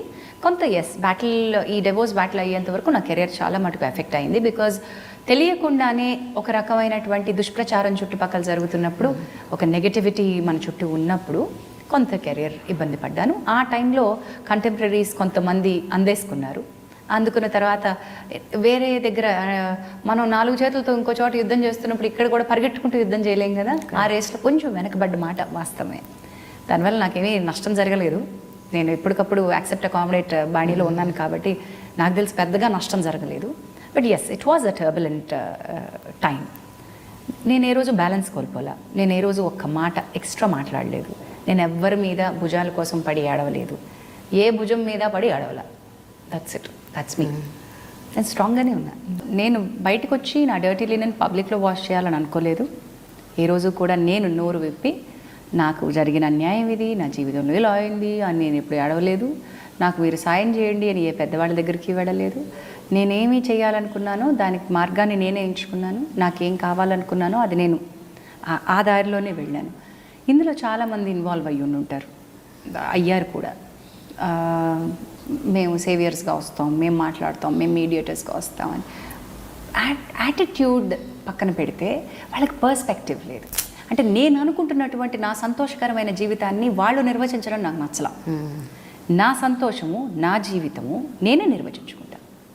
మై హ్యాపీనెస్ అంటే సమాజం పట్ల ఉన్నటువంటి ఒక గౌరవం ఉంటూనే సమాజంలో నేను ఎలా ఉండాలి అనేటువంటిది నేను గీసుకున్నానుగా. నాకు స్కెచ్ వేసుకున్నాను కదా. అందులో నాకు హ్యాపీనెస్ లేనప్పుడు నేను ఎందుకు బతకాలి? జస్ట్ బికాజ్ ఆ సమాజాన్ని నాకు ఒక కేజ్ ఇచ్చింది కాబట్టి నేను హ్యాపీగా అందులోనే బతకాలా? నో, ఐ విల్ నాట్ అని డిసైడ్ అయ్యాను. And I did not want to talk about this in front of the cameras as long as the case was sub జుడిస్ in court. నేను ఆ సంయమనం పాటించాను. అవతల వ్యక్తులు కూడా అలాగే ఉంటారని కోరుకున్నాను. కానీ అన్ఫార్చునేట్లీ మనం ఒకటే అనుకుంటే జీవితం ఇంకోటి అనుకున్నట్టు అంత ఈజీ అవ్వలా. It was quite difficult. But దానిలో నా కెరియర్ వైజ్ నేను కొంత ఇబ్బంది పడ్డ మాట, కొంచెం తగ్గిన మాట వాస్తవమే. మళ్ళీ అది అందుకోవడానికి టైం పడుతుంది కూడా. మళ్ళీ అంతే స్థాయిలోకి రావాలని అనుకోను. ఏదైతే మనం గ్లోరియస్ టైమ్స్ చూసామో మళ్ళీ అది రిపీట్ ప్రతిసారి అవ్వాలనే ఇది లేదు. నాకు లక్కు కిక్కుతోటో, కోవంటే కోటితోటో, బాక్స్ల బంగారంతో ఒక సెకండ్ ఇన్నింగ్స్ కూడా వచ్చి అది కూడా గ్రాడ్యువల్ ఫేడ్ ఆఫ్ చూశాను. So I'm fine with whatever comes across or నాకేం పని వచ్చిందో అది I'm fine with it. But నేను ఈ మధ్యలో అమ్మాయిలందరికీ చెప్పాలనుకుంటుంది ఏంటంటే, మీరు వీక్ అయితే మీ బ్యాటిల్ వీక్ అయిపోతుంది. నీకు బ్యాటిల్ స్ట్రాంగ్గా ఉండాలి అనుకుంటే నువ్వు స్ట్రాంగ్గా ఉండాలి. నీ కోసం, నీ పిల్లల కోసం నువ్వు ఆత్మవిశ్వాసంతో ఉండాలి. నువ్వు సంపాదించుకోవాలి. ఫైనాన్షియల్లీ నీకు ఆ కైండ్ ఆఫ్ ఫ్రీడమ్ ఉండాలి, ఇండిపెండెన్స్ ఉండాలి. లేని రోజున చాలా ఇబ్బంది పడతాం. And touch wood, God's grace, నాకు అద్భుతమైన పేరెంట్స్ ఉన్నారు. నా ఫ్యామిలీ, మై ఎక్స్టెండెడ్ ఫ్యామిలీ నాకు చాలా చాలా గొప్ప సపోర్ట్ ఇచ్చారు. ఇక్కడ it's not just a women's battle, it's also a families battle, a families reputations battle, a families happiness battle. అందుకని నా ఫ్యామిలీ నాకు చాలా గొప్ప సపోర్ట్ ఇచ్చిన వాళ్ళందరికీ, everybody right from my immediate family, అంటే నా parents, my brother, my sister in law, వీళ్ళు కదా ఫస్ట్ ఏమైనా తీసుకుంటే తీసుకోవాలి. వాళ్ళెవరూ ఈ సోషల్ ప్రెజడిసెస్కి లోన్ అవ్వలేదు. సెకండ్లీ మై ఎక్స్టెండెడ్ ఫ్యామిలీ, అంటే పిన్నులు, అత్తలు, బాబాయిలు, మామలు, వీళ్ళు అసలు కంచు కోట. ఆ తర్వాత అంటే నా వరకు రాలేదా అని కాదు, వాళ్ళు ఎవరు ఇంటర్ఫియర్ కాలేదు. అదే చాలా గొప్ప, అదే ఇంపార్టెంట్ చాలా. నువ్వు ఇట్లా చేసావు, నువ్వు అట్లా చేసావు అని ఉండే ఇబ్బంది పడి ఉండేదాన్ని. ఈ ఒపీనియన్స్ జనరేట్ చేయటం, జడ్జ్మెంట్స్ పాస్ చేయటం, అలాంటివి లేకపోవడంతో చాలా గొప్ప సపోర్ట్. అండ్ వాళ్ళు నన్నుగా, వ్యక్తిగా నా నిర్ణయాన్ని గౌరవించారు. కాబట్టి నా ఫ్రెండ్స్ ఈ ప్రయాణంలో ఎవరు నిజమైన ఫ్రెండ్సో ఎవరు కాదో తేలిపోయింది. సో చాలా అంటే నాకు చాలా ఆప్తమిత్రులు అనుకున్న వాళ్ళు ఏ రకంగా వెన్నుపోటు పొడిచారు అన్నది జీవితంలో ఏ విషయానికైనా బాధపడతానో లేదో తెలియదు. కానీ ఆప్తమిత్రులు వెన్నుపోటు పొడిస్తే ఉంటుందమ్మా, అది ఇంకా అసలు చెప్పలేనంత బాధ. పైగా నాకున్న వ్యక్తిత్వం ఏంటంటే ఎవరి మీద కక్ష పెట్టుకోలేను, ఎవరిని ఇబ్బంది పెట్టలేను, ఎవరిని నిందించలేను, బాధపడతానంతే. అలాగనే అవకాశాలు పూర్తిగా వాళ్ళని కట్ ఆఫ్ చేస్తానని లేదు, చాలా ఇబ్బంది పడతాను. అది ఒక్కటి మాత్రం ఇంకా చెప్పలేదు. బట్ ఈ డివోర్స్ చాలా కళ్ళకి ఐ ఓపెనర్ లాగా అన్ని కళ్ళకి కట్టినట్టుగా చూపించడంలో హెల్ప్ చేసింది. This is when you will understand what life is and who will stand beside you. కానీ ఈ 8 ఏళ్ల పీరియడ్లో ఝాన్సీ మీరు అన్నట్టు నువ్వెక్కడ బయటపడలేదు, నేను ఎక్కడ నువ్వు మాత్రం ఏ మీడియాలో మాట్లాడలేదు, రెస్పాండ్ అవ్వలేదు, రియాక్ట్ అవ్వలేదు, ఏం అవ్వలేదు.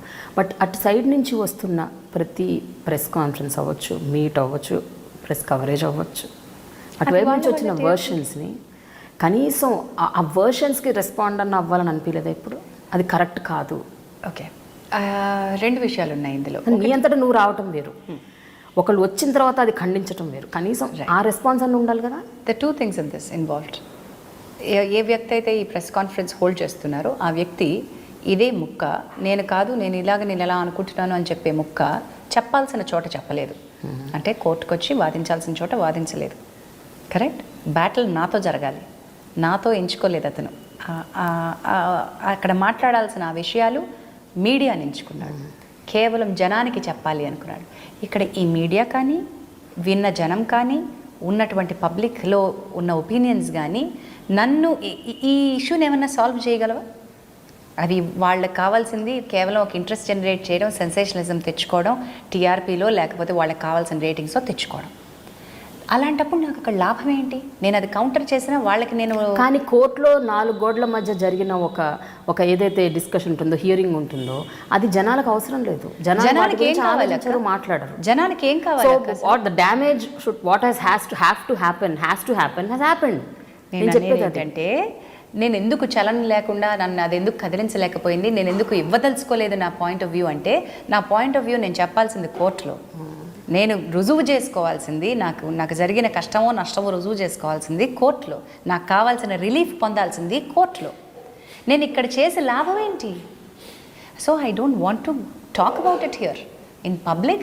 నాకెవరూ సాయం చేయరు అని తెలిసిన దగ్గర నేను ఎందుకు చేస్తాను? పైగా వీళ్ళు వాడుకుంటారు, తోడేళ్లలాగా మింగేస్తారు అనుకున్నప్పుడు, వీళ్ళు దీన్ని నాకు పుండుని మళ్ళీ రేపుతారు అనుకున్నప్పుడు నేను ఎందుకు వస్తానమ్మా? ఆదాయాలు ముజే మారలాగా నాకు అవసరం లేదు. Secondly, one should understand that ఇక్కడ జరిగిన విషయం అంతా కూడా ఏ వ్యక్తి అయితే బయట మాట్లాడడానికి ఇష్టపడ్డారో వాటిని నేనేం ఖండించదలుచుకోలేదు అసలు. అతను అక్కడికి వస్తే ఖండించుండేదాన్ని. Okay, I don't want to, there is no point in talking about it. ఈ జనం మర్చిపోలే, వాళ్ళకి తెలియాల్సింది ఎంత? వాళ్ళకి ఎందుకు తెలియాలి? వాళ్ళకి తెలియాల్సింది ఏంటంటే, Jhansi is going through a divorce, so and సోకి వైఫ్గా ఇప్పటి వరకు ఉన్న ఈవిడ ఇప్పుడు ఈయన వైఫ్ కాదు, అంతే కదక్క తెలియాలి. అంతకంటే ఇంకేం తెలియాలి వాళ్ళకి? ఇంకా అది అక్కర్లేదు వాళ్ళకి. ఆ మధ్యలో ఏమేం జరిగింది, ఏమేం గొడవలు అయ్యాయి, ఎంత ఝాన్సీ బాధపడింది, ఎంత ఏడ్చింది, ఎంత ఫైట్ చేసింది, ఇది ఇంపార్టెంట్. నేను ఏడవలేదు, నేను అక్కడ భుజం కోరలేదు, నాకు ఖర్చీఫ్లు వద్దు, వాళ్ళు ఇచ్చే ఖర్చీఫ్లు వాళ్ళ కోసం అట్టుపెట్టి, ఎవరి జీవితాల్లో వాళ్ళకి కావాల్సినంత ఉప్పు కారం కన్నీళ్ళు అన్నీ ఉన్నాయి, వాళ్ళు ఉప్పు తుడుచుకోవడానికి వాళ్ళ ఖర్చీఫ్లు ఉపయోగపడితే చాలు. I don't want anybody. So that's why I choose not to talk about it. ఇప్పుడు కూడా నాకు తెలిసి ఎవరి దగ్గర కూడా నేను ఎదుర్కొన్న కష్టాలు చెప్పలేదమ్మా. ఎందుకు చెప్పాలి? ఝాన్సీ, కానీ వాజ్ ఇట్ ట్రామాటిక్? అంటే ఓకే, నువ్వు రెస్పాండ్ అవ్వలేదు, రియాక్ట్ అవ్వలేదు అంటే అలా అంటలేదు నేను. నువ్వు రెస్పాండ్ అవ్వలేదు, నేను చెప్తాను. రెస్పాండ్ రియాక్ట్ అవ్వకపోవడానికి నువ్వు కారణం చెప్పావు, నాకు ఇష్టం లేదు, I don't want to talk. It's not my battle. But with in 4 walls in your house when you are sleeping with your child, ఒక కైండ్ ఆఫ్ ఇమోషనల్ ఇది ఉంటుంది కదా. Why am I going through all this nonsense అని? లేదు, ఎందుకంటే if I don't go through all this nonsense, నేను అనుకున్న నా స్వతంత్రం నాకు రాదు. ఏ హ్యాపీనెస్ అయితే నాకు కావాలనుకుంటున్నానో అది యుద్ధం చేస్తే తప్ప రాదు అనే క్లారిటీ నాకు మొదటి నుంచి ఉంది. దానికి బిటర్ బ్యాటిల్ కోసం నేను రెడీ అయిపోయి ఉన్నాను. ఇంతకంటే హారబుల్ ఏమన్నా వచ్చినా కూడా పర్వాలేదు అనేటువంటి దానిలో ఉన్నాను. కాబట్టి నేను ఎప్పటికప్పుడు అల్టిమేట్ లక్ష్యం, అంతిమ లక్ష్యం వైపు చూస్తున్నాను. కాబట్టి నాకేం ఇబ్బంది అనిపించలే. ఇన్ ది ప్రాసెస్ నాకు ఒకే ఒక చైల్డ్, ఈ చైల్డ్ హ్యాపీగా పెరగాలనుకున్నాను. కాబట్టి తన వరకు కొన్ని ఇబ్బందులు రానివ్వకూడదు అనుకున్నాను. కాబట్టి ఇవి అనవసరంగా నేను ఇబ్బంది కొని తెచ్చుకుంటే, దానివల్ల నేను ఇబ్బంది పడితే అది రిఫ్లెక్షన్ ఇమ్మీడియట్గా డాటర్ మీద పడుతుంది. I don't want that to happen. బయట వాటిని కనుక if I chose to respond to all of that nonsense, I would have, మీరు అన్నట్టుగా ఆ ట్రామా ఎవ్రీడే నిద్రపోయేటప్పుడు ఎక్స్పీరియన్స్ చేసి ఉండేదాన్నేమో. నాకు తెలిసి నేను ఎప్పుడు ప్రతిరోజు హాయిగా నిద్రపోయాను, ఇబ్బంది పడే సందర్భమే లేదు. So I'm very happy and I want all the women or men, చాలా మటుకు మెన్ కూడా ఇబ్బందుల్లో ఉన్నారు. రిలేషన్షిప్లో ఉన్న స్ట్రెస్ చాలా హైగా ఉన్న రోజులు ఇవి. ఎంత అమ్మాయిలు ఇబ్బంది పడుతున్నారో అంత అబ్బాయిలు కూడా ఇబ్బంది పడుతున్నారు. పర్సంటేజెస్లో వేరియేషన్ ఉండొచ్చు కాక, ఇంటెన్సిటీలో మాత్రం వేరియేషన్ లేదు. I'm not saying that man doesn't go through trauma while going through a divorce అనట్లేదు. Both of them go through this equal amount of pain. కానీ financial independence and clarity of thought ఉన్నప్పుడు ఈ battle ఇంకొంచెం easy అవుతుంది. Clarity of thought of what you want, ఏం కావాలో మీరు ముందు నిర్ణయించుకోండి. అక్కడ వేవరింగ్గా ఉంటే అనవసరంగా ప్రొలాంగ్ చేసుకుంటూ వెళ్ళడం అవుతుంది, కక్షలు పెంచుకుంటాం. I know lot of people, చాలా సన్నిహితులే, ఇద్దరు ఇబ్బంది పడ్డ సందర్భాలు ఉన్నాయి, మళ్ళీ తిరిగి చేరిన సందర్భాలు ఉన్నాయి ఒక గూటికి, మళ్ళీ ఇద్దరు మధ్య పొరపచ్చాలు వచ్చిన సందర్భాలు ఉన్నాయి, మళ్ళీ లేదు మేము కలిసే ఉందామని నిర్ణయాలు ఉన్నాయి. అలాంటప్పుడు బిట్టర్గా పెట్టుకుంటే తిరిగి వచ్చినప్పుడు ఎంత కష్టంగా ఉంటుంది వాళ్ళకి. So you choose your battle. మీరు ఎమోషనల్గా స్ట్రాంగ్గా ఉన్నారనుకోండి, అప్పుడు ఇబ్బంది పడకుండా ఉంటారు. That's my call for all the women or all the men who are in a relationship లో ఉన్న స్ట్రెస్ అందరిలో స్ట్రాంగ్గా ఉండండి ఎమోషనలీ. బట్ ఝాన్సీ, ఒక విషయం చెప్పు ఝాన్సీ, ఒక పాయింట్ ఆఫ్ వ్యూ అది కాదు, ఇది కరెక్ట్ కాదు, నా పాయింట్ కూడా ఇదే యాక్చువల్గా కరెక్ట్ అని చెప్పాల్సిన అవసరం కూడా అగత్యం కూడా లేదని అనుకున్నావా? అంటే ఇప్పుడు కానీ అప్పుడంటే కోర్టు సబ్జెక్ట్, ఇప్పుడు డివోర్స్ అయిపోయింది. నేను ఎందుకు చేశాను అని ఎవరికి బయట వాళ్ళకి చెప్పుకోక్కర్లేదు. నా క్లోజ్ ఫ్యామిలీ మెంబర్స్కి చెప్తే చాలు ఏ రీజన్ వల్ల నేను విడిపోవాల్సి వచ్చింది అనేది ప్రపంచానికి అనవసరం. I don't need to prove. ఎందుకు అనేది అడిగింది కోర్టు మాత్రమే, ఆ హక్కు కోర్టుకు మాత్రమే ఉంది. నేను ఇంకెవరికి చెప్పదలుచుకోలేదు. ఈ చెప్పడం వల్ల మనకి ఇంకా నష్టాలు ఉంటాయని భావించాను. So I don't want to talk about it. I don't want to relive the experience. I don't want to give somebody entertainment out of my life. True. So that way I'm very strong. And ఇంకొకటి మీరు ఇందాక అడిగి మధ్యలో నేను ఆపేసింది ఏంటంటే, that how does my voice అని నేను చెప్పాలి అనుకున్నటువంటి ఆ వాయిస్ చెప్పడం ఇంపార్టెంట్ కాదా అని నేను చెప్తూనే వచ్చాను. నేను ఎక్కడైతే అవసరమైన చోట ఇంటర్వ్యూస్లో ఎంత న్యాచురల్గా ఎంత సటిల్గా దాన్ని చెప్పాలో అంత స్ట్రాంగ్ సిగ్నల్స్ నేను ఇస్తూనే వచ్చాను. డీటెయిల్స్ ఏమి ఇవ్వకుండానే I have been very strong, vocal about it. I've never hid anything. I'm going through a divorce. Yes, I'm going through a divorce. Yes, I'm single. Yes, I'm battling for my daughter's custody. ఇలాగే నవ్వుతూ చెప్పాను. నేను ఇప్పటికీ నవ్వుతూ చెప్పగలను. ఝాన్సీ, నిన్ను ఒక fire brand అని కాకుండా నిన్ను ఒక ఫెమినిస్ట్ అని కూడా అంటుంటారా? చాలామంది అనుకుంటారు. నేను లోపల నుంచి నేను నిజానికి ఒక హ్యూమనిస్ట్ని, అందులో ఫెమినిజం ఒక భాగం. సో ఒక భాగాన్ని అనుకున్నా కూడా పర్వాలేదు కదా. సో ఓకే అనుకోనివ్వండి నేను ఫెమినిస్ట్ని అని. కానీ వాళ్ళు అనుకునే టైప్లో, అంటే వాళ్ళకి ఫెమినిజం అంటే ఉన్న ఉద్దేశం ఏదైతే ఉందో అది డిగ్రేడ్ చేయాలనుకునే ఉద్దేశం, అలాంటి ఫెమినిజం కాదు మనది. ఎస్, ప్రౌడ్లీ ఈ మధ్యకాలంలో చాలామంది ఐఎమ్ నాట్ ఎ ఫెమినిస్ట్ అంటూ ఉంటారు. అంటే ఫెమినిజం మీద చాలా చిన్న చూపు చులకన. ఫెమినిజం అంటే ఏంటని వాళ్ళకి తెలుసు, అంటే వాళ్ళకి ఏం తెలుసులో ఏంటి ఫెమినిజం. నా ఉద్దేశంలో ఫెమినిజం అంటే ఒక రకమైన గర్వం, pride in being a woman. Take pride that you are a woman. Take pride that you have certain, నీకు హక్కులున్నాయి, ఆ హక్కుల్ని ఎక్సర్సైజ్ చేయడం ఫెమినిజం. నీ గళాన్ని వినిపించడం ఫెమినిజం. ఎవరన్నా నీకు వ్యతిరేకంగా నీకు ఇబ్బంది కలిగించేట్టు మాట్లాడితే దాన్ని ఖండించడం ఫెమినిజం. ఇంతే. నాకు ఉద్యమాలు చేసి పోరాటాన్ని నిలిచేసి ఇచ్చినటువంటి వాల్యూస్ దాన్ని డిగ్రేడ్ చేయడం ఇష్టం లేదు. 1950s and 60s and 70s వాళ్ళు ఉద్యమాలు చేస్తుండకపోతే రోడ్డు మీదకి వచ్చి అవసరమైతే ఖండించి జుట్లు కత్తిరించుకుని సిగరెట్లు తాగి వాళ్ళు చెప్పాలనుకున్నటువంటి దాన్ని ఇప్పుడు వీళ్ళందరూ ఫెమినిస్టులు అని తీసి పడేస్తుంటే ఒళ్ళు మండిపోతూ ఉంటుంది. ఫెమినిజం మోడ్ మారి ఉండొచ్చు కాక నీడ్ మారలా. ట్రూ. ఫెమినిజం అవసరం. ఇప్పుడు కొత్త తీరులు వాళ్ళందరూ అంత ఉద్యమాలు చేయకపోతే మీరు ఈరోజు కూర్చొని ఉద్యోగాలు చేసి ఉండేవాళ్ళ? ఈరోజు మనం మెటర్నిటీ లీవ్స్ గట్టిగా అడుగుండేవాళ్ళమా? ఈరోజు చదువుకుని ఉండేవాళ్ళ? మా అమ్మమ్మ కాలంలో చదువుకోవడం అంటే చాలా గొప్ప విషయం. మా అమ్మ కాలంలో చదువుకోవడం అనేది, అమ్మ మీ అమ్మాయిని చదివిస్తున్నారా అలాంటి అబ్బురం. నా కాలంలో నువ్వు చదువుకోవట్లేదా? అవసరం. ఇప్పుడు అవసరం. నా కాలంలో నువ్వు చదువుకుంటున్నావా, నువ్వు చదువుకోకుండా ఇంట్లో కూర్చుంటావా అని ఆశ్చర్యం. ఇప్పుడు అవసరం. చదువుకోవాలి, నువ్వు ఉద్యోగం చేయాలి. ఇంత స్థాయికి సమాజం ఎలా వచ్చింది? ఆ ఉద్యమాల వల్లే. సో ఆ ఫెమినిజంని నువ్వు డిగ్రేడ్ చేస్తూ I'm not a feminist, I don't need feminism అని అనేవాళ్ళు అంటే నాకు రోత కంపరం. ఓకే ఝాన్సీ, వేరే టాపిక్ మాట్లాడదాం. అదేమిటంటే ఈ మధ్యకాలంలో ఒక 2-3 ఏళ్ళుగా ఒక 2-3 వీడియోస్ వచ్చాయి. దీపికా పదుకోన్ చేసిన మై చాయిస్, మొన్న శృతి హాసన్ చేసిన ద బిచ్, అలాగే అమితాబ్ బచ్చన్ బిగ్ బి వాళ్ళ మనవరాళ్ళకి రాసిన ఒక ఓపెన్ లెటర్. ఈ మూడిటిని ఒకసారి థింక్ చేస్తే, ఆ మూడిటి గురించి ఒకసారి ఆలోచించి విశ్లేషిస్తే నువ్వు ఒక ఉమెన్గా దాన్ని ఎలా స్వీకరిస్తావు? అంటే అందులో ఉన్న పాయింట్స్, ఆ ఒపీనియన్స్ కరెక్ట్ అనుకుంటున్నావా, కాదనుకుంటున్నావా? మూడింటిని విడివిడిగా మనం ఇంకొక గంట మాట్లాడుకోవచ్చు. అంత గొప్ప రిబల్స్ క్రియేట్ చేసి అంత గొప్ప ఐడియాలజీని అవి ప్రమోట్ చేశాయి. దాన్ని చేసిన విధానము, వాటిని మాట్లాడిన విధానం గురించి మనం ఒక గంట మాట్లాడుకోవచ్చు. సో అవి పక్కన పెడితే ఒక ద్వారం తెరిచే ఉన్నది టైప్లో ఎప్పుడూ ద్వారం తెరిచే ఉంది. ఎవరు దాని నుంచి నడిచొచ్చారు అనేది ఇంపార్టెంట్. సో ఇప్పటి వరకు మనలాంటి వాళ్ళం ఇన్విజిబుల్గా నడిచొచ్చినట్టుగా అనిపించింది. ఈ పెద్దవాళ్ళు రావడంతో దానికి ఆ ద్వారానికి వాల్యూ పెరిగింది. That's the door I can walk అని చాలా మందికి చూపించినట్టు అయింది. So I'm inspired by such people. I'm motivated. Big B ఆయన చేసిన ఒక ప్రయత్నం వాళ్ళ మనవరాళ్ళకి మాత్రమే కాదు, ఎంతోమంది అమ్మాయిలు, చాలామంది అమ్మాయిలకి.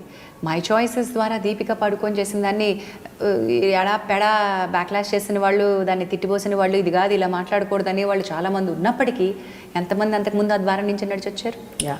Have you talked about being depressed?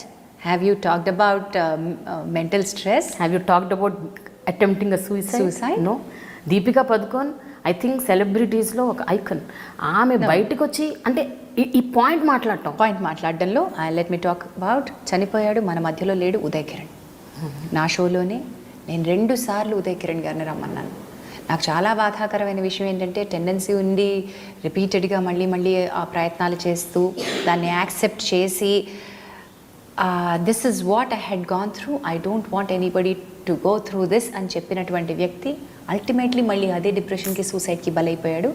అది ఇంకా అన్ఫార్చునేట్లీ ఎవరు ఏమీ చేయలేని విషయం.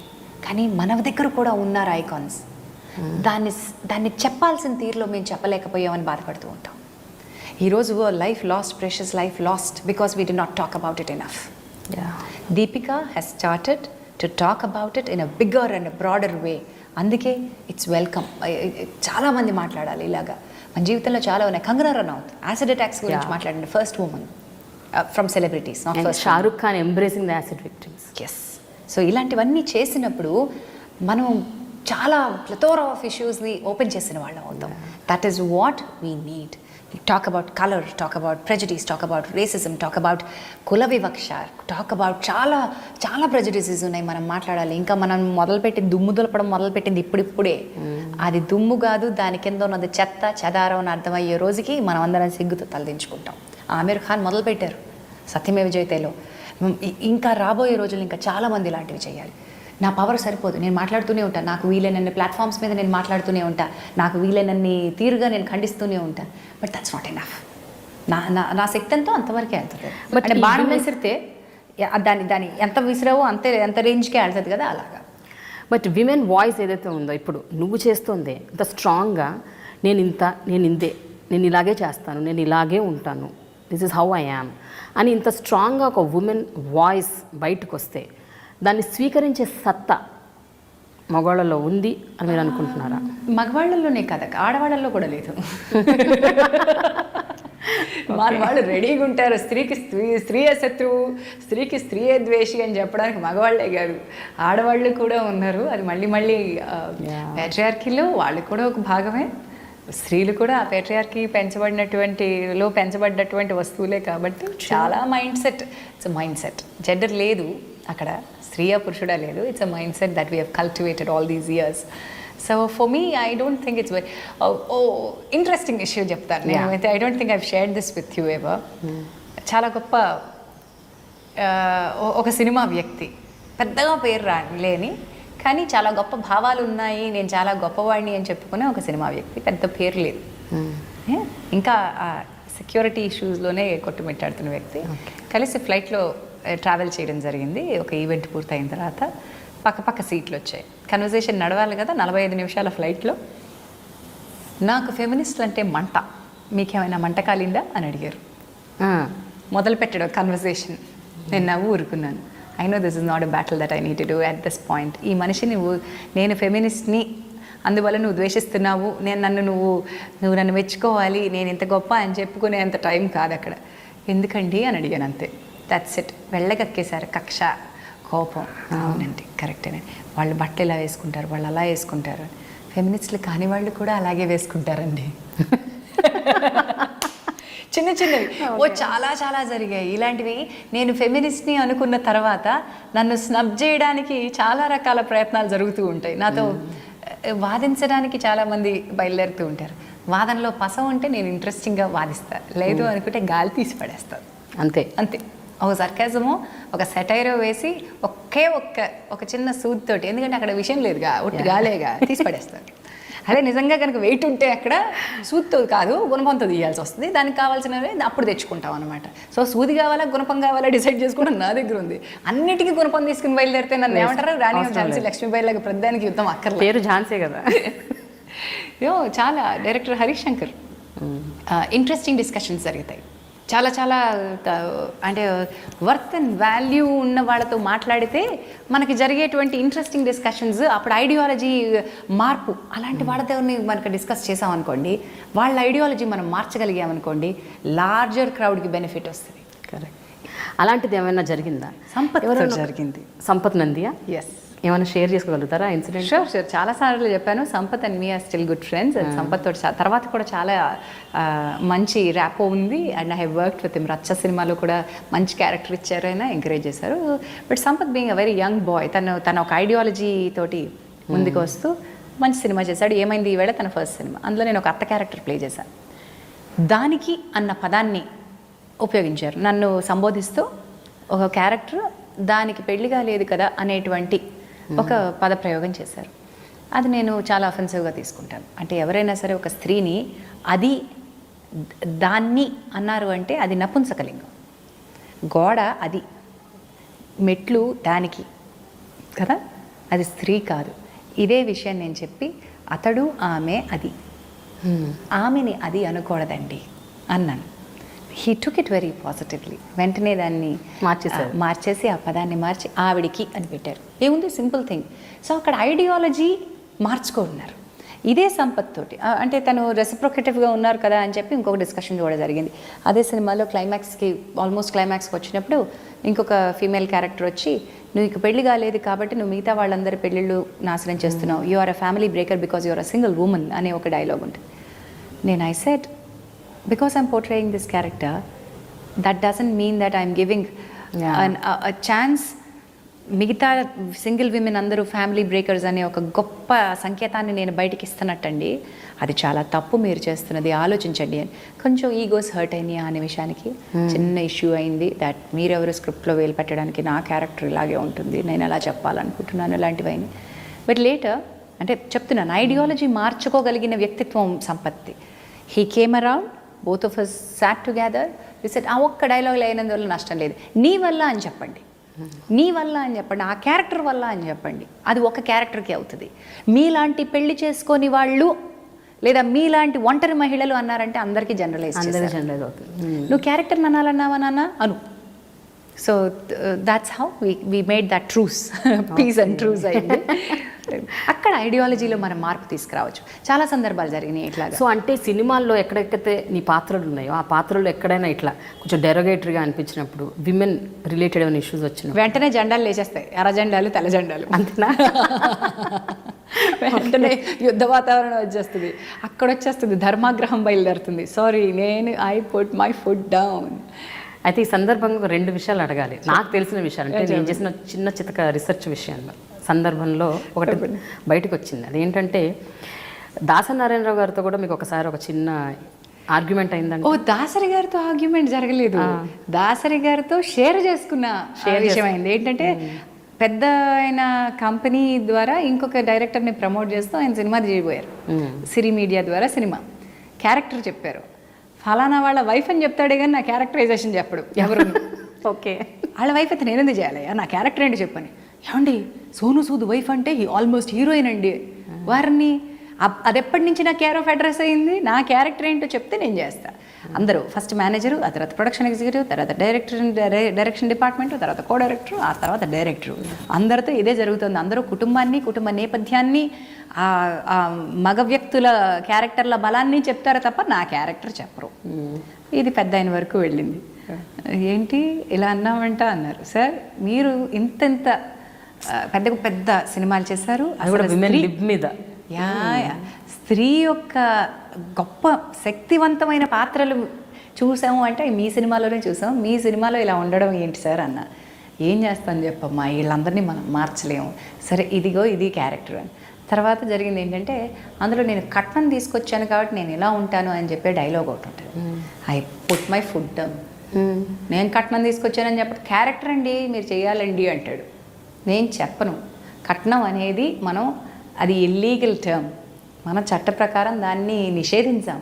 అది తప్పు, చట్టరీత్యా నేరం. అది నేను ఎందుకు చెప్పాలి? ఏమన్నా నువ్వు వరకట్న బాధితురాలి మీద సినిమా తీస్తున్నావా నేను చెప్పడానికి? కామెడీకి వాడుకుంటావా నువ్వు కట్నాన్ని?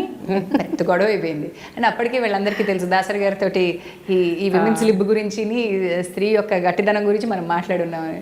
గబుక్కుని దాన్ని మార్చి ఇల్లరికం అన్న మాట వేసుకుని ఓకే డబ్బులు తీసుకుని ఇల్లరికం అనే దానికి మార్చామన్నమాట. కొన్ని తెలియకుండానే కట్నం అన్న పదం కానివ్వండి, నీకు ఒళ్ళు మండి యాసిడ్ పోస్తా అన్నవి చాలా తేలిగ్గా అనేస్తాయి హీరోలు. అవి తెలియకుండా రిపర్కషన్స్ చాలా ఉంటాయి. చాలా చాలా చాలా మంది హీరోలు నువ్వెంతే నీ మొహం చూసుకుని పొగరు యాసిడ్ పోస్తా అన్న సందర్భాలు ఉన్నాయి. ఇది చాలా ఒక క్రైమ్ యొక్క తీవ్రతని తగ్గించే ప్రయత్నం. అది చేయకూడదు, అది సరదా కాకూడదు. స్వప్నిక ప్రణీత ఇన్సిడెంట్ జరిగిన తర్వాత ఆ పిల్లల మీద యాసిడ్ దాడి ప్రేమ పేరుతో జరిగిందా, విద్వేషంతో జరిగిందా, ప్రాక్టీస్ చేసి జరిగిందా, ఇవన్నీ పక్కన పెట్టండి. ఒక అమ్మాయి బలైపోతే రెండో అమ్మాయి జీవితం ఆ ప్రేమతో సంబంధం లేకపోయినా ఆ అమ్మాయి జీవితాన్ని ఆ మచ్చలతోటి ఆ బాధతోటి జీవిస్తూ ఉంటే వాళ్ళిద్దరిని కాల్చి చంపేసిన తర్వాత కూడా, అంటే ఒక ఎన్కౌంటర్ జరిగిన తర్వాత చాలామందికి సంతృప్తిగా అనిపించింది. Of course let's not go in to the details of is that a good way to end that solution. అది కాదు, అది చాలా పెద్దది. బట్ ఎంతమంది తర్వాత అమ్మాయిలు యాసిడ్ దాడికి బలైపోయారు. ఆ తర్వాత కూడా పడ్డారు. 17 ఇన్సిడెంట్స్ ఇన్ దట్ 1 year. 17 మంది అమ్మాయిలు యాసిడ్ దాడికి గురయ్యారు. అంటే 1 ఇన్సిడెంట్ ట్రిగర్ చేయలేదా? అందరికీ యాసిడ్ అనేది ఒక వెపన్గా మన మీడియా చేసినటువంటి దాన్ని వక్రీకరణ, దాన్ని చూపించినటువంటి విధానం, కొంతమంది అయితే దాన్ని ఇలా ప్రాక్టీస్ చేశాడు అని చెప్పి దాన్ని మళ్ళీ నటించి చూపించడం, రియాలిటీ షోలా చేసి చూపించడం, దీని గురించి మాట్లాడిన తర్వాత అది డిటరెంట్గా ఉండాలి. వాళ్ళిద్దరూ చచ్చిపోయారు అన్న తర్వాత అది డిటరెంట్గా ఉండాలి. But what happened? We have seen 17 more acid attacks that one year. Crime keeps on happening. Nirbhaya తర్వాత కూడా ఎన్ని జరగలేదు, అలాంటి తరహాలో ఎన్ని జరగలేదు. సో నేను అనేది ఏంటంటే, నువ్వు జరిగిన దానివల్ల, నేను చెప్పిన దానివల్ల ఎంతమంది మారుతారండి అంటే ఒక్కడు చేసినా చాలు. సో మనం చెప్పే మంచి ఒక్కడు వినకపోయినా చాలు. మంచి సైలెంట్గా ఉంటుంది ఇప్పుడు. కరెక్ట్ కదా? మంచి 1000 మంది విన్న అలా ఉంటారు. అవును కదా, మనం చేసేది కరెక్టే అనేది వాళ్ళ లోపల ఉంటుంది అంతే. That's my philosophy. అయితే ఝాన్సీ, ఇంకో విషయం, ఆర్ నారాయణమూర్తితో కూడా ఏదో గొడవ అయిందంట నీకు? ఆర్ నారాయణమూర్తి గారితో ఎస్ ఒకే ఒక్క వ్యక్తి ఏమో బర్నింగ్ బ్రిడ్జెస్ లేవని చెప్పాను కదా, అబద్ధమేమో. అయితే ఇది ఉంది, ఒకటి కరెక్టేనా? కరెక్టే. చాలా ఆ సినిమా నేను కంప్లీట్ చేయకుండా వాకౌట్ చేసిన సందర్భం అది కూడా ఉంది. నేను అంటే సినిమాలో బయటకు నేను చేయను అని సినిమాలో ఉన్నావా లేదా? ఉన్నా. సగం సినిమా చేసిన తర్వాత ఆయనకి నా ప్రవర్తన నచ్చలేదంట. అంటే సెట్లో కూర్చొని సరదాగా నవ్వుకోవడం, మాట్లాడుకోవడం నచ్చలేదంట. ఆర్ నారాయణమూర్తి అలా అంటారా? అన్నారు. మరి నన్ను, ఆయన ఎలాంటి వ్యక్తో నాకు తెలియదు, ఆయనతో నాకు అంతకు మించి ఇంటరాక్షన్ లేదు. As a director, as a producer ఆయన సినిమా తీస్తున్నారు. ఆయనకి నా ప్రవర్తన నచ్చలేదు కాబట్టి ఆ సినిమాలో నాకు చెప్పినటువంటి నా క్యారెక్టరైజేషన్, అన్న చచ్చిపోతే చెల్లెలు క్లైమాక్స్కి లీడ్ చేసి చాలా పెద్ద ఫైట్, ఊరందరినీ కలుపుకుని ఊరు మనదరా అనే ఒక పెద్ద ఫైట్ చేయాలి. కట్ చేస్తే 4 రోజులు బయట నేను షూటింగ్ లేకుండా కూర్చున్నాను. ఏంటి విషయం అని అడిగితే తెలంగాణ శకుంతలాంటి లోపల క్లైమాక్స్ చేస్తున్నారే, మార్చేశారు, అన్న క్యారెక్టర్ బతికొచ్చేసింది అని చెప్పారు. అంటే ఆయనకి నా ప్రవర్తన నచ్చకపోవడం వల్ల నా క్యారెక్టర్ మార్చేస్తే అది నాకు శిక్ష.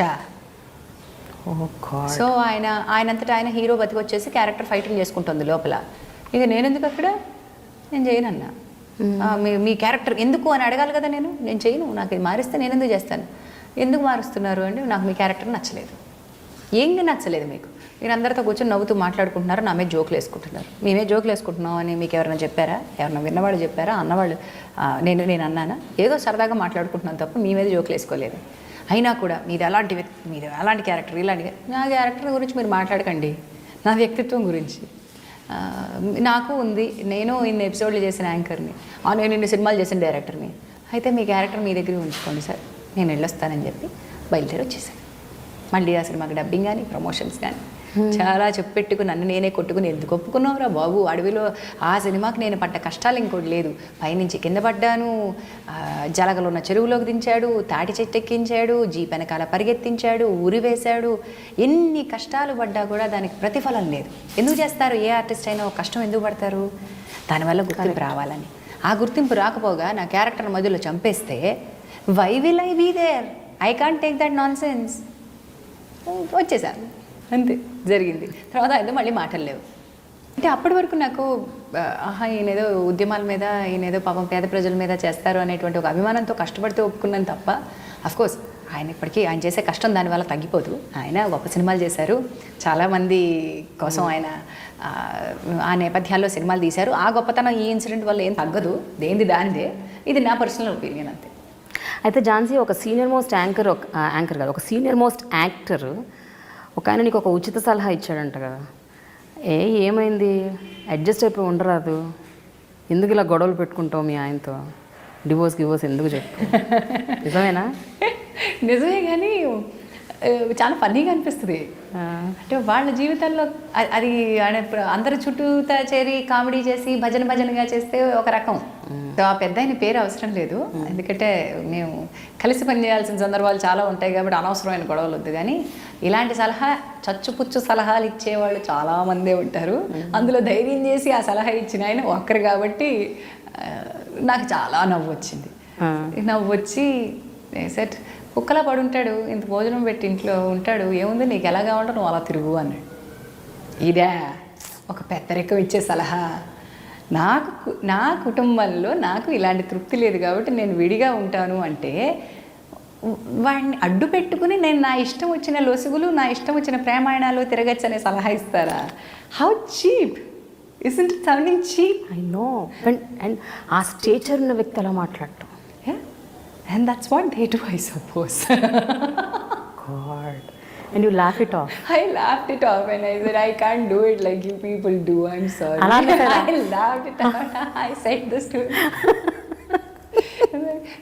మీరు చేసినట్టు నేను చేయలేను సార్ అని చెప్పాను. అండ్ ఐ సెడ్ నో, నా స్వేచ్ఛ, నా ఇష్టం. ఇదే రవితేజ్ తోటి తర్వాత, Ravi is a very good friend, sweet heart. Ravitej గారితో మాట్లాడితే తర్వాత ఏదో సందర్భంలో ఇలా ఫ్రెండ్స్ అందరం మాట్లాడుకుంటాం కదా, ఈ సెట్ ఏం చెప్పావే అంటారు అన్నారు. దట్స్ వేర్ ఐ సెడ్ అవును, నేను ఒక రిలేషన్షిప్లో ఉండి చీట్ చేయను. నేను ఆ రిలేషన్షిప్ నుంచి బయటకు వచ్చిన తర్వాత I will have 100 affairs. Who will ask me? Will you ask me? I will have 100 affairs. ఈరోజు వెబ్సైట్లో రాశారు చూడండి, చెత్త నాన్ సెన్స్. ఈ అఫైర్స్ తర్వాత నాకు ఉన్నాయని చెప్పి ఒకటి రాశాడా? ఎందుకంటే వాళ్ళకి అది అవసరం లేదు. ఎందుకంటే this is me, that's me. నిజంగా కనుక నాకు ఎవరన్నా ఉండుంటే, ఆర్ నిజంగానే if I'm in relationship, that is not sensation for them. If I am in a relationship already, married relationship, and I have an affair, that's a sensation. That's a sensation. So ఇప్పుడు నాకు దాస్య శృంఖలాలు లేవు, నన్ను ఎవడు కట్టిపడేయలేదు, నేను ఎక్కడ పోతే ఏంటి, నేను ఫ్రీ బర్డ్ని, నా ఇష్టం కదా. అప్పుడు నీ గురించి ఎవరు రాయరు, నా గురించి ఎవరు రాయరు. You know more a celebrity, sensational celebrity. I don't give sensation to anybody. I don't want people to celebrate my flaws. Yeah. నా వెనకాల. అయితే సమాజ పోకడలని, సొసైటల్ నార్మ్స్ అంటారు కదా, సొసైటీకి నువ్వెంత ఇంపార్టెన్స్ ఇస్తావు? సొసైటీ నీ గురించి ఏమని అనుకుంటే, లేకపోతే ఇప్పుడు సొసైటీ ఎక్కువగా ఫేస్బుక్లు, ట్విట్టర్లు, లేకపోతే వాట్సాప్లు, సోషల్ మీడియాలో ఎక్కువ సొసైటీ ఉంది కాబట్టి అడుగుతున్నాను. సో వాళ్ళ ఒపీనియన్స్ సోషల్ మీడియా సొసైటీ గురించి నేను ఎక్కువ మాట్లాడదలుచుకోలేదు. ఎందుకంటే బయట ఉన్న సొసైటీ సోషల్ మీడియా కంటే చాలా పెద్ద సొసైటీ. సోషల్ మీడియాలో కనిపించేటువంటి కొన్ని లక్షల మంది ఎంటైర్ సొసైటీని రిప్రజెంట్ చేయరు. విజిబుల్ సొసైటీ లేదు, అక్కడ విజిబుల్ సొసైటీ అంతే, అక్కడే. మిగతా అంతా విజిబుల్ సొసైటీ ఇక్కడే ఉన్నారు, వాళ్ళు మనకు తెలియకుండా మాట్లాడుకుంటూ ఉంటారు. సో ఆ క్లారిటీ నాకు ఉంది కాబట్టి అది ఎస్టాబ్లిష్ చేసేసాను ఆ ఫ్యాక్ట్ ముందు. ఈ సొసైటల్ నార్మ్స్ ఏవైతే ఉంటాయో వాటిని పూర్తిగా నేను ఏకీభవించాను. కొన్ని మన కంఫర్ట్ కోసం మనం పెట్టుకున్నాం, ఇంకొన్ని సమాజం అవకతవకలకి, అక్రమ పోకళ్ళకి పోకుండా మనని మనం నియంత్రించుకోవడానికి కొన్ని పెట్టుకున్నాం. అవి అవసరమే. లేకపోతే ఇప్పుడు ఈ బహుభార్యత్వం లాంటివి వచ్చినందువల్ల ఎవడు పడితే వాడు అసలు ఒక సిస్టమ్ అంటూ లేకుండా ఉంది అనుకుంటే దానివల్ల జరిగే నష్టాలు ఉంటాయి. లేకపోతే చాలా తేలిగ్గా ఉండేటువంటి డివోర్స్లు కనుక వచ్చేస్తే, ఇంత ప్రాసెస్ లేకుండా, ఇంత ప్రక్రియ లేకుండా, because I had to go through a very difficult divorce and I value and I respect that. ఆ ప్రాసెస్ జరగాలి. అది మతం కానివ్వండి, లేకపోతే చట్టం కానివ్వండి, తేలిగ్గా కనుక డివోర్స్ ఇచ్చేసింది అనుకోండి, నష్టపోవడాలు ఎక్కువగా జరుగుతాయి. సో సొసైటల్ నార్మ్స్కి కొంత గౌరవం ఇస్తూనే, అది అవసరం అనుకుంటూనే, కొన్ని అన్నెసెసరీవి కూడా ఉన్నాయి, కొన్ని డిస్క్రిమినేటివ్ నార్మ్స్ ఉన్నాయి. వాటిని ఎప్పుడు ప్రశ్నిస్తూనే ఉంటాను. కానీ ఆ డిస్క్రిమినేటివ్ నార్మ్స్ నన్ను, నా పర్సనాలిటీని ఎఫెక్ట్ కానివ్వకుండా చూసుకునేంత బ్యాలెన్స్, ఆ పరిణతి నాకుంది. అండ్ కొన్ని అవసరం. ఇప్పుడు లివింగ్ ఇన్ రిలేషన్షిప్స్ చాలా చాలా చూస్తున్నాం మనం. Together but we don't have a marriage అనే రిలేషన్షిప్ చూస్తున్నాం. దాని మీద నాకు గౌరవం ఉంది. ఎందుకంటే అది ఈక్వల్ టు మ్యారేజే, కానీ అక్కడ బాండ్, మ్యారేజ్ అంత స్ట్రాంగ్ బాండ్ ఉంది, కానీ విజిబుల్గా మ్యారేజ్ అనే టై లేదు. కానీ అది విచ్చలవిడితనాన్ని ప్రమోట్ చేయదు. దానిలో కూడా కొన్ని రూల్స్ అండ్ రెగ్యులేషన్స్ ఉన్నాయి, ఎవరికి వాళ్ళు పెట్టుకున్నది. ఆ స్వీయ నియంత్రణ సమాజం ఇచ్చినటువంటి దానికంటే చాలా గొప్పది. I do believe in that. ఆ స్వీయ నియంత్రణ ఉన్నంత వరకు you are loyal to your partner. ఎంతమంది దుప్పట్లో ముసుగేసుకుని సమాజం కోసం వీళ్ళేమో ఒక దగ్గర ఉంటారు, సమాజం కోసం పెళ్లి చేసుకుని ఉన్నారు, కానీ బయట వేషాలు వేసే వాళ్ళు ఎంతమంది లేరు. సో పెళ్ళి is not a license for being good. అలా అని పెళ్ళి లేకపోవడం, లివింగ్ టుగెదర్ రిలేషన్షిప్స్లో ఒక కమిట్మెంట్, ఒక సీరియస్నెస్ లేదు అనడం హంబక్. సో ఎక్కడిదక్కడ ఉన్నాయి. ఏ కొత్త తీరు వచ్చినా, సమాజంలో ఒక కొత్త పోకడ వచ్చినా కూడా దానికి కావాల్సినటువంటి రెగ్యులేషన్స్ అది నిలబెట్టుకుని, అది ఇన్నాళ్ళు ఉంది అంటే కొన్ని రెగ్యులేషన్స్తోనే వచ్చింది అది. అండ్ కొన్ని వెళ్ళిపోతూనే ఉంటాయి వెనక్కి. ఇప్పుడు విడో రీమ్యారేజ్ అనేది ఎందుకు బతకలా, విడో రీమ్యారేజ్ చేసుకోకూడదు అనేటువంటి ఒక కాన్సెప్ట్ ఎందుకు బతకలా? Because society is growing and it's growing and evolving. అది అవసరం లేదని మన సొసైటీ డిసైడ్ చేసింది కాబట్టి దాన్ని వదిలేసాం. ఇప్పుడు విడో రీమ్యారేజ్ ఎవరైనా చేసుకుంటే, డివోర్స్ రీమ్యారేజ్ చేసుకుంటే, ఈరోజు అది కొత్త విషయం కాదే. అసలు డివోర్స్ అనేది ఒక భయంకరమైన విషయం. So we're moving towards more civilized, to be a more civilized society. అందుకనే యాక్సెప్ట్ చేద్దాం కొత్త వాటిని కూడా. సో ఝాన్సీ, 8 years డివోర్స్ పీరియడ్లో కోర్టుకు చాలా సందర్భాల్లో వెళ్ళావు. కానీ నాకు తెలిసింది ఏంటంటే, కోర్టు ప్రాంగణంలో ఎప్పుడు కూడా నువ్వు ఒక బాధగా కూర్చోవటం, చాలా దీనంగా కూర్చోవటం, అలాంటిది ఏమీ జరగకపోగా చాలా ఒక స్మైలింగ్ ఫేస్తో కూర్చొని అక్కడ ఉన్న వాళ్ళందరినీ చాలా హ్యాపీగా, ప్రశాంతంగా నవ్వుకుంటూ పలకరించేదాన్ని అంట. అసలు ఇదేం టెండెన్సీ? మా అమ్మగారి దగ్గర నుంచి వచ్చింది. మేము ఎప్పుడు అనుకుంటూ ఉండేవాళ్ళం, అంటే మనకున్న కష్టం కంటే చాలామంది సమాజంలో పెద్ద పెద్ద కష్టాలని, court is always very dark, gloomy, చాలా దుఃఖం, బాధ అన్నీ కలిపి, కసి, కోపం, ద్వేషం అన్నీ ఉంటాయి అబ్బా అక్కడ. సో అది చాలా బరువుగా ఉండేది అట్మాస్ఫియర్ అంతా. మేము వెళ్ళి చూసి కోర్ట్ హాల్లో ఉన్నంత నాకు ఒక స్తబ్దత, అంటే అరుపులు కేకలు ఉంటాయి, బట్ ఒక స్తబ్దత ఉంటుంది ఎక్కడో. అరుపులు కేకలు తక్కువే ఉంటాయక, ఒక రకమైన భారం అందరూ మోస్తూ, ఆ నెగిటివ్ ఎమోషన్స్ మోస్తూ, entire atmosphere is very very dull, గ్లూమీగా ఉంటుంది అనమాట. సో ఒక సెలబ్రిటీ అయ్యుండి నేను నార్మల్గా కోర్టు హాల్లో ఒక మామూలు మనిషిలో కూర్చునేదాన్ని. అంటే బయటకు వెళ్ళి నా పేరు ఎక్కడుందో చూసుకుని, నాది ఎన్నో దానిలో వస్తుందో చూసుకుని నేను కూర్చునేదాన్ని. ఇంకెక్కువ టైం ఉందంటే కార్లో కూర్చునేదాన్ని, తర్వాత టైంకి వెళ్ళి లోపలికి కూర్చునేదాన్ని. ఈ ప్రాసెస్లో మేము ఐడెంటిఫై చేసింది, ఎస్పెషల్లీ మా అమ్మగారు ఐడెంటిఫై చేసింది ఏంటంటే, ఎందుకు ఇంత భారంగా ఉన్నారు. నేను రాగానే ఒక చిన్న సందడి ఉండేదన్నమాట, అంటే ఆవిడ అన్నట్టుగా, బట్ ఎట్ వాళ్ళు కష్టాల్లో ఉన్నారు. Then I thought, if I'm looking down, dull, కోపంగా, నేను నీరసంగా ఉంటే చాలామందికి రాంగ్ సంకేతం ఇస్తున్నాను, నేను కష్టాల్లో ఉన్నాను అని. కాదు, నేను మంచి నాకు కావాల్సినటువంటి దానికోసం, ఎండ్ గోల్ కోసం ఇది ఒక process, I'm going through this process అనేది నా ఉద్దేశం. ఇది అవ్వాలి ఈ ప్రాసెస్. ఇట్స్ జస్ట్ ఏమంటారు, దారి. ఆ దారిలో నేను నడుస్తున్నాను అనుకున్నాను కాబట్టి అమ్మ నేను అనుకున్నాం, let's carry a smile to the court. నేను నవ్వుతూ వెళ్ళేవాళ్ళం, అంటే మొహంలోకి మొహం చేసి హాయ్ హలో అని పలకరించడం కాదు, అలా ప్రశాంతంగా, చాలా ప్రశాంతంగా, వెరీ లైట్ ఫేస్, లైట్ హార్టెడ్గా వెళ్ళామంటే మనల్ని చూసిన వాడికి ఆ సెకండ్లో నువ్వు ఒక సెలబ్రిటీని చూస్తున్న వాడితో పాటు ఒక చిన్న బాగానే ఉంది ఈవిడికేం కష్టం లేనట్టుకుంది అనే ఒకది వాళ్ళకి లైట్నెస్ ఇస్తుందేమో అని అనుకునేవాళ్ళం. We were just trying to do that. అది ఎంతమందికి బెనిఫిట్ అయిందో తెలియదు, మరి నన్ను కోర్టు ప్రాంగణంలో చూసిన ఎంతమంది దాన్ని గమనించారో కూడా నాకు తెలియదు. ఇఫ్ యూ వాంట్ దట్, ఎంతమందికి బెనిఫిట్. ఆర్టికల్ రాశారు, నువ్వు ఒక ఆర్టికల్ రాసావు కదా, operation smile, mission smile, Jhansi కివాణి అని కొన్నాళ్ళ పాటు సాక్షికి కాలమ్స్ రాశాను నేను. దానిలో ఎక్స్ప్రెస్ చేయడం జరిగింది. హైదరాబాద్కి జబ్బు చేసింది, missing, smile is missing from Hyderabad. ఒక్కసారి నిజంగా బయటికి వెళ్ళి చూడండి అక్క, ట్రాఫిక్లోకి వెళ్ళి చూడండి, వాడుకోడలో ఉంటాడు నిజంగా. ఎవరు ఆనందంగా ఒక హ్యాపీ ఫేస్ తోటి ఈ నవ్వుకుంటూ పిచ్చోళ్ళ నడవమని కాదు నా ఉద్దేశం. అవును, ఓ లైట్గా ఒక క్యారీ చేస్తూ ఒక కంటెంట్ ఫేస్ కనిపించట్లేదు ఏంటి? What is missing in Hyderabad? Smile is missing, ఎక్కడ కనిపించట్లేదు అని. That was my article, and that's how I described my court picnic. We called entire journey to the court as court picnic. అంతేనా? ఝాన్సీ, ఇన్నేళ్ల కెరియర్లో నువ్వు సంపాదించింది ఎంత? కీర్తి ప్రతిష్టలు పక్కన పెట్టే, అవి మాకు తెలుసు. మేము ఆస్తి లెక్కలు కావాలా మీకు? ఆస్తి లెక్కలు. ఓకే, ఆస్తి లెక్కలు కావాలంటే నా మీద ఇన్కమ్ ట్యాక్స్ వాళ్ళు రైడ్ చేశారు. చాలా అంత వస్తుంది అన్నమాట. అయితే వస్తుంది. ఓకే, వాళ్ళు రేడియో స్క్రూటినో ఏదో చేయడానికి వచ్చి ఏం పట్టుకెళ్ళారు అంటే కొండను దమ్మి ఎలుకను పట్టుకెళ్ళారు. సో అట్లీస్ట్ పేరు వచ్చింది కదా, నేను బోర్డు సంపాదించుని ఉంటాను అని. నేను నా కాంటెంపరీస్తో పోలిస్తే, నాకు ప్రస్తుతం ఉన్న సమకాలీకులతో పోల్చుకుంటే చాలా తక్కువ సంపాదించుని ఉంటాను. నేను ఏ రోజు కూడా నాకు ఇంత కావాలి అని చెప్పి I did not put my food down. నాకు ఇంత వర్క్ ఇవ్వాలి అని చెప్పి నేను ఎవరిని అడగలేదు. So I'm fine. ఆస్తి ఎంత సంపాదించావు అనేది కాదు, నా కోసం కంఫర్టబుల్గా నేను నా జీవితాన్ని బ్యాలెన్స్ చేసుకోవడం. అక్క, I have to tell you this.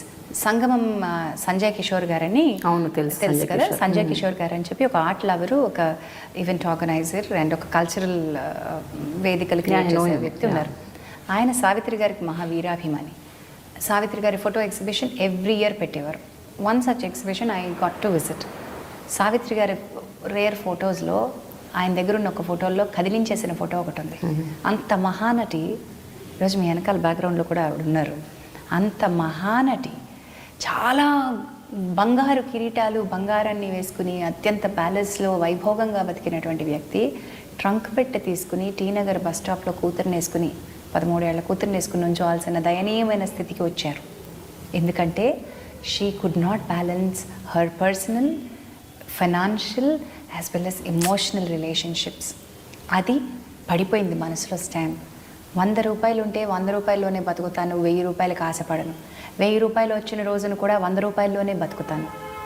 ఇది నేను ఫిక్స్ అయిపోయాక నా జీవితం యొక్క స్కేల్ని నేను కంఫర్టబుల్గా ఇంతలోనే బతుకుతాను. నేను 100 రూపాయల్లో బతుకుతానని డిసైడ్ అయ్యాను కాబట్టి చాలామందికి అది మీడియోకర్గా, మిడిల్ క్లాస్గా అనిపించవచ్చు. నేను ఆ సో కాల్డ్ డబ్బున్న వర్గాలతోటి జెల్ అవ్వలేకనే నా సర్కిల్లో ఎక్కువ డబ్బున్న వాళ్ళు లేరు. నాకున్న గొప్ప ఫ్రెండ్స్లో నా లక్ష్మి కానీ, అనిత కానీ చాలా డబ్బున్న వాళ్ళే. కానీ వాళ్ళలో ఉన్న గొప్ప విలువలకి నేను స్నేహితురాలని తప్ప వాళ్ళు ఏ రోజు నాతో డబ్బు ప్రదర్శనకి రాలేదు. డబ్బు దర్పం చూపించే అవకాశము వాళ్ళకి నేను ఇవ్వలేదు. వాళ్ళు నాకు అలాంటి అవకాశం ఇవ్వలేదు. వాళ్ళు ఎంత ఉన్నా సరే నన్నుగా గౌరవించారు. నాకున్న ఫ్రెండ్స్, చాలా గొప్ప ఫ్రెండ్స్లో వాళ్ళిద్దరు. And of course Sheetal is also very good friend of mind. ఇక్కడ నేను డైవర్స్ ఫ్రెండ్షిప్ చూశాను. అంటే చాలామంది రకరకాల ఫ్రెండ్స్ చూశాను. మేము ఏ రోజు కూడా డబ్బుకి మాత్రమే గౌరవాన్ని ఇచ్చిన వాళ్ళం కాదు. అందుకనే నేను కూడా డబ్బుకి ఎక్కువ, నాకు తెలిసి నాకు ఎంత కావాలో అంత ఉంది. I'm not saying that I'm poor. నేను మిగతా వాళ్ళని చూపించి వీళ్ళతో నువ్వు సంపాదించావా సమానంగా అంటే నో. ఓకే, వాళ్ళంతా నేను సంపాదించాలని కూడా అనుకోవట్లేదు. నాకు 1000 వస్తే నేను 100లోనే బతుకుతాను, అది మాత్రం గ్యారెంటీ. ఈ రోజు మనం చేస్తున్న ఈ వర్క్కి ఎంత వాల్యూ ఉంది, దాని వర్త్ ఎంత, అంతే నేను ఛార్జ్ చేస్తాను. నేను నా వర్త్ దానివల్ల తగ్గించుకున్నావా అని చాలామంది అడుగుతారు. మీరు కూడా నన్ను అడిగిన సందర్భాలు చాలా ఉన్నాయి. When we have spoken earlier. నా వర్త్ నేను తగ్గించుకోవట్లేదు. That's how industry should work. అనవసరమైన హైప్స్ లేకుండా. పెద్ద పెద్ద హీరోలు కూడా అదే చేయాలని నేను భావిస్తాను. కానీ వాళ్ళకి చెప్పేంత తాహతు స్థాయి నాకు లేదు. వాళ్ళ హైప్ కోసం వాళ్ళు హీరోలు లేకపోతే హీరోయిన్స్, డైరెక్టర్స్, వాళ్ళ హైప్ వాళ్ళు చేసేసినప్పుడు మీరు అల్టిమేట్ ప్రోడక్ట్ కాస్ట్ పెంచుతున్నారు. అది లాంజివిటీ ఉండదు. నేను 10 ఏళ్ళు 15 ఏళ్ళు ఒక్కొక్క షో చేస్తున్నాను అంటే దానికి కారణం ఏంటంటే నేను ఆ కంఫర్ట్ నా ప్రొడ్యూసర్కి ఇస్తున్నాను కాబట్టి అన్నాళ్ల పాటు అది షోస్ నడుస్తూ ఉంటాయి. And I don't decide my worth. I don't let anybody decide my worth. I let my work decide my worth. ఇప్పుడే ఒక మాట అన్నావు, నేను గొప్పగా సంపాదించలేదు, మామూలుగా నాకు సరిపోయేంత సంపాదించాను, మోర్ దెన్ కంఫర్ట్స్గా ఉన్నానని. ఆ సంపాదనలో కూడా కొంత భాగాన్ని నువ్వు సర్వీస్ చేస్తావు అంట. అంటే చారిటీ, అంటే ఆ పదం వాడొచ్చో లేదో తెలియదు, చాలా మందికి నువ్వు సహాయపడుతున్నావు. వాళ్ళ విద్య, వైద్యం, వాళ్ళ అవసరాల కోసం. ఎంతోమంది అనాథ పిల్లల్ని కూడా దగ్గర తీసావు. చాలా మంది పిల్లలకి లో ఇన్కమ్ గ్రూప్స్ నుంచి ఆర్ డిస్ట్రెస్డ్ ఫ్యామిలీస్ నుంచి వచ్చిన పిల్లల్ని కొంతమందిని సపోర్ట్ చేయాలి అనుకుని మేము స్టార్ట్ చేసిన వాలంటరీ ఆర్గనైజేషన్లో చాలా మంది విమెన్ ఇప్పటికే పార్టిసిపేట్ చేస్తున్నారు. ఒక ఐడియా నాకు లక్ష్మి గారికి వచ్చిన ఐడియాని మేము ఇంకా నలుగురు ఫ్రెండ్స్తో షేర్ చేసుకున్నప్పుడు టుడే అనిత, సాహిత్య, వనిత, Sunita, lot of people have joined into this movement which is called Women in Network. మేము ఒక వాలంటరీ ఆర్గనైజేషన్ లాగా కాదు కానీ ఒక నెట్వర్క్ ఆర్గనైజేషన్ లాగా చేసాం. ఎవరికి వాళ్ళు ఒక ఉద్యమ స్ఫూర్తి లాగా 10 మంది పిల్లలు, 100 మంది పిల్లలు, 50 మంది పిల్లల్ని ఒక చోటికి లో ఇన్కమ్ గ్రూప్స్ నుంచి చేర్చి వాళ్ళ జీవితాల్లో తీసుకురావాల్సిన చిన్న చిన్న మార్పులు తీసుకొస్తున్నారు. ఐ హ్యావ్ స్టార్టెడ్, ఇది చిన్న ఐడియా, ఫుట్పాత్ పక్కన ఉన్న మన దగ్గరే ఉన్నటువంటి మన పక్కనే స్లమ్స్ ఉన్నాయి, మన ఇళ్లలోనే పనిచేసి బతుకుతారు. ఆ పిల్లల్ని ప్రతి ఆదివారం ఒక గుడ్డు, పాలు, పండు ఇచ్చి పెంచుదాం, న్యూట్రిషన్ మేనేజ్ చేద్దాం, వాళ్ళు రెగ్యులర్గా స్కూల్కి వెళ్ళేట్టు కౌన్సిల్ చేద్దాం. దీంతో స్టార్ట్ అయిన ఆర్గనైజేషన్ ఈరోజు మా ప్రౌడ్, ఈరోజు 13 ఏళ్ళు అయిపోయింది ఈ ఆర్గనైజేషన్ మీ నెట్వర్క్ స్టార్ట్ చేసి. మా పిల్లల్లో ఈరోజు ఫస్ట్ బ్యాచ్ డిగ్రీలు దాటేస్తున్నారు, ఇంజనీరింగ్ చదువుకుంటున్న పిల్లలు ఉన్నారు, డిగ్రీలు చదువుకుంటున్న పిల్లలు ఉన్నారు, డాన్స్ అరంగేట్రంలు ఇచ్చిన పిల్లలు ఉన్నారు, పాటలు నేర్చుకున్న పిల్లలు ఉన్నారు, స్పోర్ట్స్లోకి వెళ్ళిన పిల్లలు ఉన్నారు. వాళ్ళలో 2 పిల్లల్ని నేను స్వయంగా ఫాస్టరింగ్కి ఇంట్లో పెట్టుకుని మరీ పెంచుకుంటున్నాను. అందరూ అన్ని రకాలుగాను సాయం చేసి పెంచుతున్నారు పిల్లల్ని. ఒక 10 మంది పిల్లల్ని నేను విడిగా, ఇంకొక లక్ష్మి ఒక 10 మంది పిల్లల్ని, అనిత ఒక 10 మంది పిల్లల్ని ఇట్లా చేస్తున్నారు, వాళ్ళ ఎడ్యుకేషనల్ నీడ్స్ని సపోర్ట్ చేస్తూ. దానిలో 2 ఇంకొంచెం దగ్గరగా నా హృదయానికి దగ్గరగా ఫాస్టరింగ్ అందిస్తున్నాను. వాళ్ళు ఇంట్లోనే ఉంటారు, హాస్టల్స్లో ఉండి చదువుకున్న వాళ్ళు దే కమ్ బ్యాక్ హోమ్. అందులో పెద్ద బాబు డిగ్రీ 2nd ఇయర్ చదువుతున్నాడు ఇప్పుడు. Karthik is now an Asian champion in inline skating and inline hockey. వాడు చాలా కష్టపడ్డాడు to reach that level. He's now in China. As ఈరోజు మనం మాట్లాడుతుంటే he's playing his match there in China. So to send him to that tournament, అమ్మలు 3 అమ్మలు వాడికి, వాళ్ళ అమ్మ, నేను, ఇంకొక అమ్మ.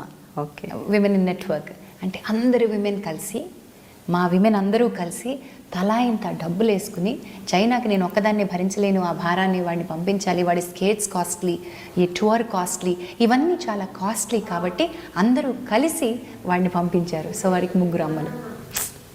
గెలుస్తాడా లేదా కూడా అవసరం లేదు, వాడు అక్కడి వరకు వెళ్ళాడు, మాకు అదే చాలు. అండ్ పాప, the other child Kavya degree 1st year చదువుతోంది ఇప్పుడు వనిత కాలేజ్లో. And she scored above 90% and she is the 2nd in a college. And Gangadhar అని ఇంకొక బాబు, అనిత మెంటర్డ్ హిమ్. అండ్ అలా Anitha and Lakshmi both of the mentored. Sandhyaraju గారి దగ్గర శిష్యరికం చేసి కూచిపూడి మధ్య అరంగేట్రం కూడా చేశాడు. తన దగ్గర చాలా ఇంట్రెస్టింగ్ డిసైపుల్గా కూడా తయారయ్యాడు. So it's beautiful to see ఆ kids grow up like that. Engineering చదువుకుంటున్న పిల్లలు కూడా ఉన్నారు.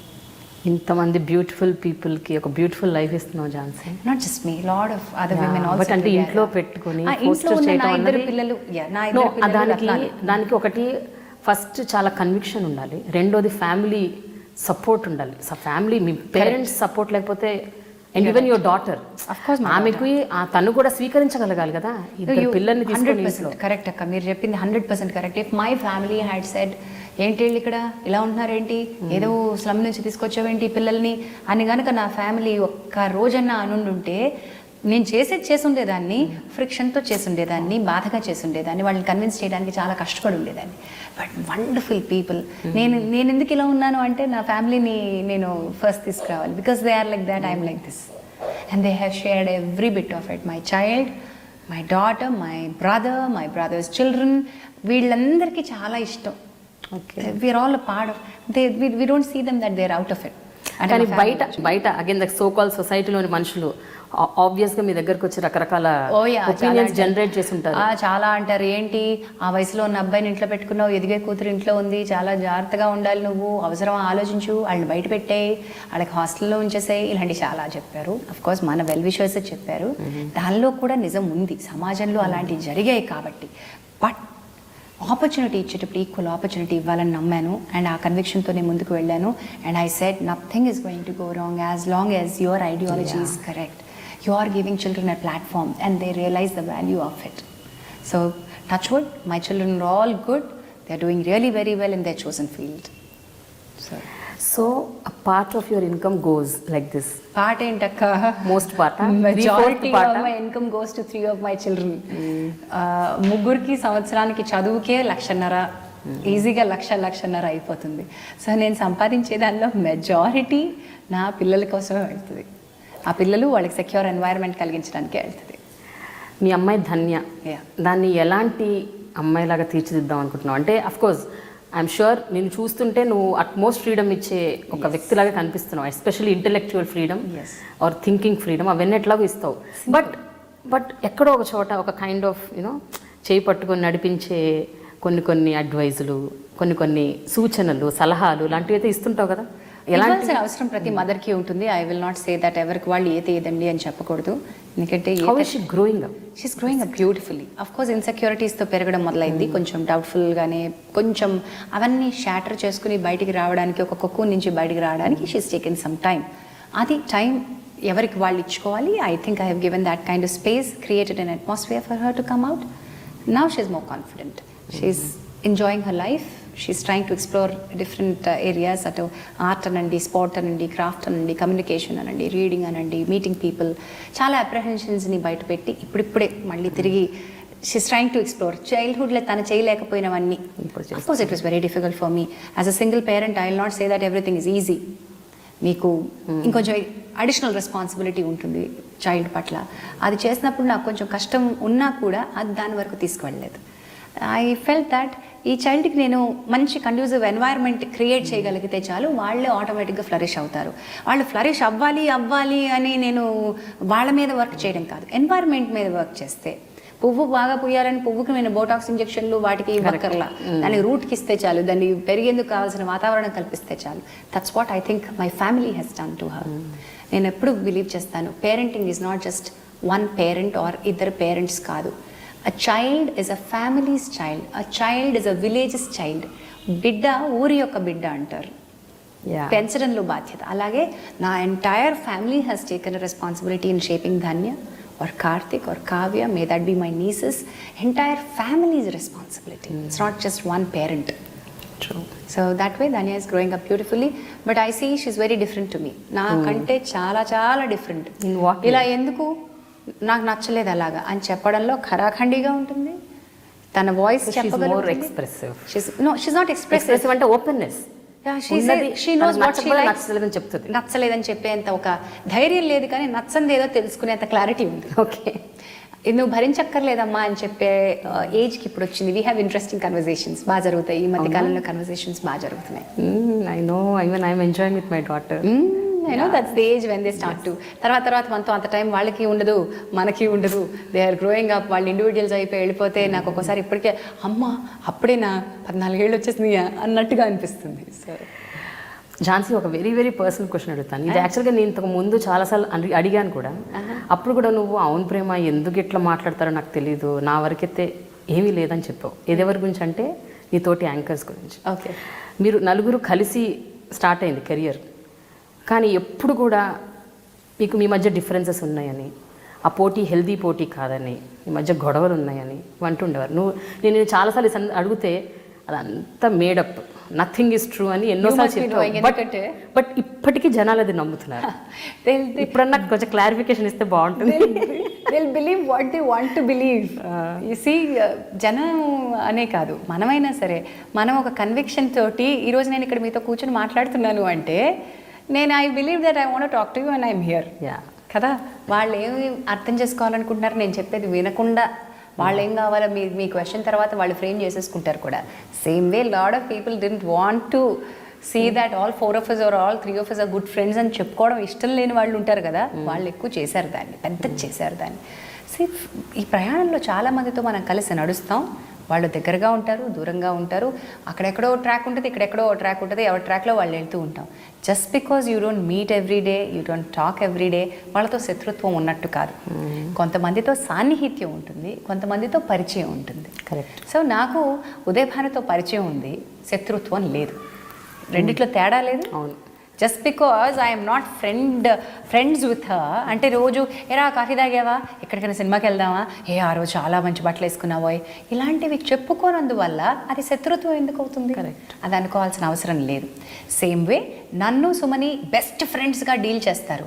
మా ఇద్దరికి మధ్య డిఫరెన్సెస్ ఏమన్నా ఉన్నాయా లేదా అనేది కూడా వాళ్ళకి అనవసరం కదా. అంతే, ఒక మార్క్ వేసేసి అంటే ఇద్దరు ఫ్రెండ్స్ కొట్టుకుంటారుగా, బాగా మాకు జలసీలు ఉంటాయేమోగా. మా ఇద్దరికి మధ్య కూడా ఏమన్నా మమ్మల్ని ఎవరు క్వశ్చన్ చేయలేదే. Just because we came out and we gave 2 or 3 interviews together, that doesn't mean that Uday Bhanu is a శత్రు. అంతే, నేను చెప్పేది అంతకుమించి ఇంకేం లేదు. అంతేనా? So there is a child in every man అంటుంటారు. మ్యాన్ అంటే ఇప్పుడు women person in every person. So మీలో కూడా ఒక చైల్డ్ ఉంటుంది. అంటే జనరల్గా ఇవన్నీ ఒక సీరియస్ యాంకరింగ్ ప్రోగ్రామ్స్ ఇవన్నీ పక్కన పెట్టాయి, ఒక ఝాన్సీని ఒక నార్మల్గా నేను చూడాల్సి వస్తే ఇంట్లో ఝాన్సీ ఎలా ఉంటుంది, ఒక క్యాజువల్ ఝాన్సీ ఎలా ఉంటుంది? నేను more of an introspective person అయిపోయాను. ఒకప్పుడు బాగా అల్లరిగా ఉండేదాన్ని. ఆస్క్ మై ఫ్రెండ్స్ కలీగ్స్ వాళ్ళతోటి బాగా పిచ్చిగా అల్లరిగా ఉండేదాన్ని. ఆ ఉధృతి పరవళ్ళు తొక్కిన తర్వాత నదిగా మారి ఆ తర్వాత సాగర గంభీరంగా ప్రవహించినట్టు ఐ థింక్ ఒక్కొక్క దశలో ఒక్కొక్క రకంగా మారుతూ ఉంటాం. I'm more of an introspective person right now. Creative, absolutely I love doing little things. చిన్నవి చాలా సంతోషాన్ని ఇస్తాయి. ఓకే, ఒక టీవీ చూడడం సంతోషాన్ని కొంతమందికి ఇచ్చినట్టు నాకు పుస్తకం చదవడం పిచ్చి. ఆ పుస్తకాలు చదవడం, ఏదో ఒకటి క్రియేట్ చేయాలి. ఎలాంటి పుస్తకాలు అంటే? ఫిక్షన్ ఏదన్నా సరే చదువుతాను. ఓకే, తెలుగు సాహిత్యం బాగా చదువుతూ ఉంటాను. తెలుగు సాహిత్యం ఈ మధ్య తగ్గింది. అంతకుముందు కొత్త పిచ్చగాడు పొద్దరగడలాగా అప్పుడప్పుడే తెలుగు సాహిత్యంతో పరిచయం కాబట్టి బాగా ఎక్కువ చదివాను. ఈ మధ్య కొంచెం తగ్గించాను. ఇప్పుడంతా కొంచెం ఇంగ్లీష్ వైపే ఉంది ఎక్కువ. ఏమో అది అలా ఎందుకు జరిగిందో తెలియదు. మళ్ళీ వస్తానేమో తిరిగి. It's always fluid. So that's it, and I'm very creative. I keep doing a lot of stuff. I do my art, craft, painting. ఏదో ఒకటి చేస్తూనే ఉంటాను అక్క. ఎప్పుడు ఎవరికైనా నువ్వు ప్రజెంట్ చేయదలుచుకుంటే నువ్వు అది ఇంట్లో అవ్వచ్చు, బయట అవ్వచ్చు, ఇంకెక్కడన్నా అవ్వచ్చు, how do you present your self? ఎప్పుడు you are in makeup are you want to deck and dress? అస్సలు లేదక్క, అస్సలు లేదు. Makeup for me is only profession. అంతే. Makeup for me, I can live with in my skin, I can live with what I am. లోపల నేను ఉన్నదాన్ని నేను బయట ఎలా ఉన్నానో అలా ఉండగలను. నన్ను వితౌట్ మేకప్ పెద్ద విషయం కాదు చూడడం. చాలా సందర్భాల్లో వితౌట్ మేకప్ నేను తిరుగుతూనే ఉంటాను. నా కూరగాయలు నేనే తెచ్చుకుంటాను, నా గ్రాసరీస్ నేనే చేసుకుంటాను, నా బ్యాంకులకు నేనే తిరుగుతాను, నా బిల్లులు నేను కట్టుకుంటాను. Are you not mobbed? I have never mobbed. If somebody comes to me and says, ఏమండి మీరు బాగా చేశారండి, మీరు బాగా చేస్తారండి, I enjoy it, I thank them. ఏం నచ్చిందో కంటిన్యూ చేస్తాను కన్వర్జేషన్. ఇంకొంతమంది ఉంటారు కావాలని అటెన్షన్ గ్రాప్ చేయడానికి, వాళ్ళు ఎక్కువ పర్సంటేజ్ ఉంటారు. మన్ని అదిరా ఇదిరా అంటారు, అక్కడ అస్సలు ఊరుకోను. వెంటనే నాలిక వెంటనే అది కట్ చేయాలి. గౌరవం is what I demand. If somebody comes talks to me well, చక్కగా చేస్తారండి, మీ లేకపోతే మీరు అందులో చేశారు, ఇది ఎందుకు చేయట్లేదండి, ఇప్పుడు ఏమైందండి, అంతకుముందు మీరు చేసింది అది బాగుంటుందండి, ఇలాంటివి ఏమైనా ఇస్తే ఫీడ్బ్యాక్, అటు పాజిటివ్ అయినా నెగిటివ్ అయినా I take feedback very well. That's it. It's just my profession. If somebody comes and tells you that you do your good job, చాలా సంతోషంగా అనిపిస్తుంది. ఇంకొంతమంది ఓపెనింగ్లోనే ఇది మీరు చాలాసార్లు వినుంటారు, బోర్ కొట్టదా అండి కానీ మీరు బాగా చేస్తారండి అని. అండి ఆ ఓపెనింగ్ సెంటెన్స్ మీరు వదిలేయండి, అది అంటే నేను అనాలి. ఎన్నిసార్లు అన్నా వన్న దగ్గర మాట మీరు బాగా చేశారు అనేది. ఒకవేళ మీరు బాగా చేయట్లేదు అంటే నేను మళ్ళీ బాధపడాలి. సో మీరు బాగా చేశారని చెప్తున్నారు, then I feel very happy about it. Okay, I don't get mobbed. జనాలు ఊళ్ళల్లోకి వెళ్తే, పల్లెటూళ్ళల్లోకి వెళ్తే ఏదైనా అయితే అది మాబ్ మెంటాలిటీ అయిపోతే మాబ్డ్ అవుతాం తప్ప, అదర్వైజ్ జనం they don't. So how religious are you? Quite religious. అవునా? సాయిబాబాని బాగా నమ్ముతా ఉంటా? సాయిబాబాని బాగా నమ్ముతాను. ఒక యూనివర్సల్ స్పిరిట్ని నమ్ముతాను. సాయిబాబా నాకు గురువు. నేను ఒక ఫోర్స్, దాన్ని మీరు ఎలా అయినా సరే పేరుతో అన్నా పిలుచుకోండి, అది మేనిఫెస్ట్ అయిన రుజువులు మనం. ఒక యూనివర్సల్ స్పిరిట్ ఉంది అని నమ్ముతాను. నేను అంతే, nothing more superior than that spirit అని నమ్ముతాను. దానికి ఏమన్నా పేరు పెట్టుకోవచ్చు, మతాలు వేరవ్వచ్చు, మనమే హిందూ మతంలోనే పెట్టుకున్న దేవుళ్ళ రూపాలు వేరవ్వచ్చు, మనకు ఒక గురువు కావాలి. కాబట్టి నేను I believe Saibaba is my గురువు. అయితే నీ జీవితంలో రెగ్యులర్ ఫేసెస్లో వచ్చిన ఈ మార్పులు, ట్రాన్స్ఫర్మేషన్స్ ఏవైతే ఉన్నాయో అవి నువ్వు చేసిన ప్రోగ్రామ్స్, దాని తాలూకు ఇంపాక్ట్స్ ఏమైనా ఉన్నాయా? ఎస్, బ్రెయిన్ ఆఫ్ ఆంధ్రాతో స్టార్ట్ అయింది. యాక్చువల్లీ టాక్ ఆఫ్ ద టౌన్తోనే స్టార్ట్ అయిందని చెప్తాం. టాక్ ఆఫ్ ద టౌన్ ఒక కామెడీ ప్రోగ్రామ్లా మొదలైన, సినిమా బేస్డ్ ప్రోగ్రామ్గా మొదలైన, అందులో ఒక సోషల్ రెస్పాన్సిబిలిటీని భుజానికి తెలియకుండా ఎత్తుకున్నాను. Because that's my personality. Okay, that's me. ఒక సమాజంలో జరుగుతున్న ఎక్కడో ఒకదాన్ని ఆర్టీసీ వాళ్ళు లేదా ప్రైవేట్ బస్ ట్రావెల్స్ దోపిడీ చేస్తారు. ఎలాగా పండగ వచ్చిందంటే దాని మీద ఒకటి సెటైర్ వేయాలి. అది కామెడీ కాదు, అది సామాజిక అంశం. చికెన్ గున్యా, డెంగ్యూ వచ్చింది, అది ఒక అంశం. మనకి కూరగాయల రేట్లు విపరీతంగా పెరిగిపోతున్నాయి, ఆటో వాళ్ళ దోపిడీ ఎక్కువైపోతుంది. ఇవన్నీ కూడా మనం మాట్లాడుకోవాల్సిన అంశం. రంగు గురించి తాపత్రయపడిపోతున్నటువంటి ఒక అమ్మాయి, తెల్లటి రంగు రావాలి అని, ఇవి మనం మాట్లాడమా? కొడుకుకి ఎలాంటి కోడలు కావాలి అని చెప్పి కోడలకి రెస్ట్రిక్షన్స్, మ్యాట్రిమోనీ సైట్స్ వచ్చిన కొత్తలో వచ్చిన పిచ్చ వెర్రి ఉంది చూసా, దాని మీద ఒక సెటైర్. అక్కడ మొదలైంది నాలో ఈ సామాజిక కోణం. ఓకే, అలా మొదలయ్యి బ్రెయిన్ ఆఫ్ ఆంధ్ర వచ్చేసరికి that is the first of its kind కదా. మీలో ఎవరు కోటేశ్వరుడు ఇప్పుడు చూస్తున్నాం. అంతకుముందు brain of Andhra was the only quiz show that was there for us, regional రెప్లికాస్లో. సో అక్కడ ఆ సీరియస్ లుక్ ఆర్ నేను అంటే ఏంటో తెలుసుకున్నా. అసలు నా ఐడియాలజీకి ఒక ఊతం అంటూ, ఒక బలం అంటూ వచ్చింది నవీన ద్వారా. ఓకే, నవీన నా ఐడియాలజీకి సపోర్ట్, నేను ఇంకా నమ్మిన దాన్ని పాలిష్ చేసుకోవడానికి, నా వాదనకి బలం చేకూర్చడానికి ఉపయోగపడింది. దెన్ అఫ్ కోర్స్ చేతనకి నేను మొదలుపెట్టిన టైంకి మీలాగా అప్పటికి మీరు ప్రజాపక్షం మొదలుపెట్టి చాలా ఏళ్ళ నుంచి చేస్తూ ఉన్నారు. చేతన దాని ముందు చాలా పిల్ల బేబీ మొదలైనప్పుడు నేను నేర్చుకున్నాను చాలా. పొలిటీషియన్స్తో ఎలా డీల్ చేయాలో నేర్చుకున్నాను, జనంతో ఎలా డీల్ చేయాలో, ఇష్యూతో ఎలా ప్రజెంట్ చేయాలో, అండ్ అధికారులతో ఎలా మాట్లాడాలి, ఇవన్నీ కూడా ఈ 5 ఏళ్లలో నేను నేర్చుకున్నాను. నా టోన్లో ఎప్పుడు డిమాండ్ వినిపించదు. ఫేసింగ్ ఎంపతి ఉంటుంది and placing the facts correct ఉంటుంది. I don't want to be wrong. చేసేది చిన్న పని అయినా సరే ఆ పని పూర్తయ్యేంత వరకు దాని వెంటపడి సాధించడం మా పని. చిన్నదే అవ్వచ్చు, వాళ్ళకి అక్కడ నీటి కనెక్షన్ వస్తే చాలు అనిపించవచ్చు, పెద్ద పని కాదు. కానీ అధికారులు తలుచుకుంటే చిన్న పనే. అది అయ్యేంత వరకు మేము వాళ్ళని పర్సువేడ్ చేస్తూనే ఉంటాం, ఎవరిని ఢీ కొట్టాం. మేము మళ్ళీ రిప్రజెంటేషన్స్ ఇస్తాం, సార్ చేయండి సార్, సార్ చేయండి సార్. ఇంతవరకు నాకు తెలిసి ఒక్కసారి ఎల్లో జర్నలిజం ఉపయోగించలేదు, మేము బ్లాక్మెయిల్ జర్నలిజం ఉపయోగించలేదు, మేము కెమెరా పెట్టి ఇంతవరకు భయపెట్టిన సందర్భం చేతన టీం ఒక్కళ్ళు కూడా చేయలేదు. I'm proud of my team and we've always been negotiating terms with the officers and the politicians. ఒక విషయం ఓపెన్గా ఫ్రాంక్గా చెప్తావా? చెప్పక. ఇది చాలా ఇంపార్టెంట్. ఇన్నేళ్ల నీ వర్క్ కెరియర్లో ఎప్పుడైనా సెక్షువల్ అబ్యూస్కి, డిస్క్రిమినేషన్కి గురయ్యావా? Discrimination, yes, a lot of times. చాలా సందర్భాల్లో తెలియకుండా డిస్క్రిమినేట్ చేస్తారు. Your weight, your height, your body colour, your presentation, నీకు ఇచ్చే డబ్బుల్లో డిస్క్రిమినేషన్ ఉంటుంది. నేను గొప్ప అని చూపించుకోవాల్సినటువంటి చాలా సందర్భాల్లో డిస్క్రిమినేషన్కి నేను చాలా పారామీటర్స్ వాళ్ళు పెట్టుకుంటారు, డిస్క్రిమినేట్ చేస్తారు. సెక్షువల్ అబ్యూస్ వరకు నేను రాలేదు.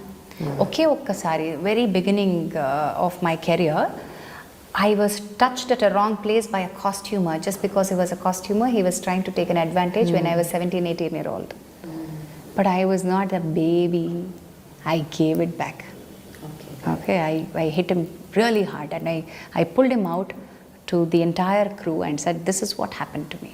Silence లేదు నా దగ్గర ఎప్పటి నుంచో సైలెన్స్ లేదు. ఇమ్మీడియట్గా వాడు వెళ్ళేంత వరకు, నా ఎన్వైర్న్మెంట్ సేఫ్గా ఉన్నంత వరకు నేను నోరు మూసుకోలేదు.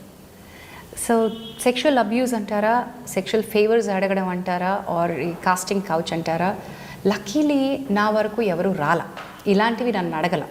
ఎందుకంటే నేను మొదలుపెట్టిన రోజు నుంచే ఈ సో కాల్డ్ ఇమేజ్ ఒకటి తయారైంది కదా నా చుట్టూ, అండ్ నేను ఏంటో వాళ్ళకి తెలుసు. కాబట్టి మన ఇండస్ట్రీ మేకవన్నె పులులు, తొండలు, కెమిలియన్స్ చాలా ఉంటారు. ఎవరి దగ్గర ఏ రంగు చూపించాలో వాళ్ళకి బాగా తెలుసు.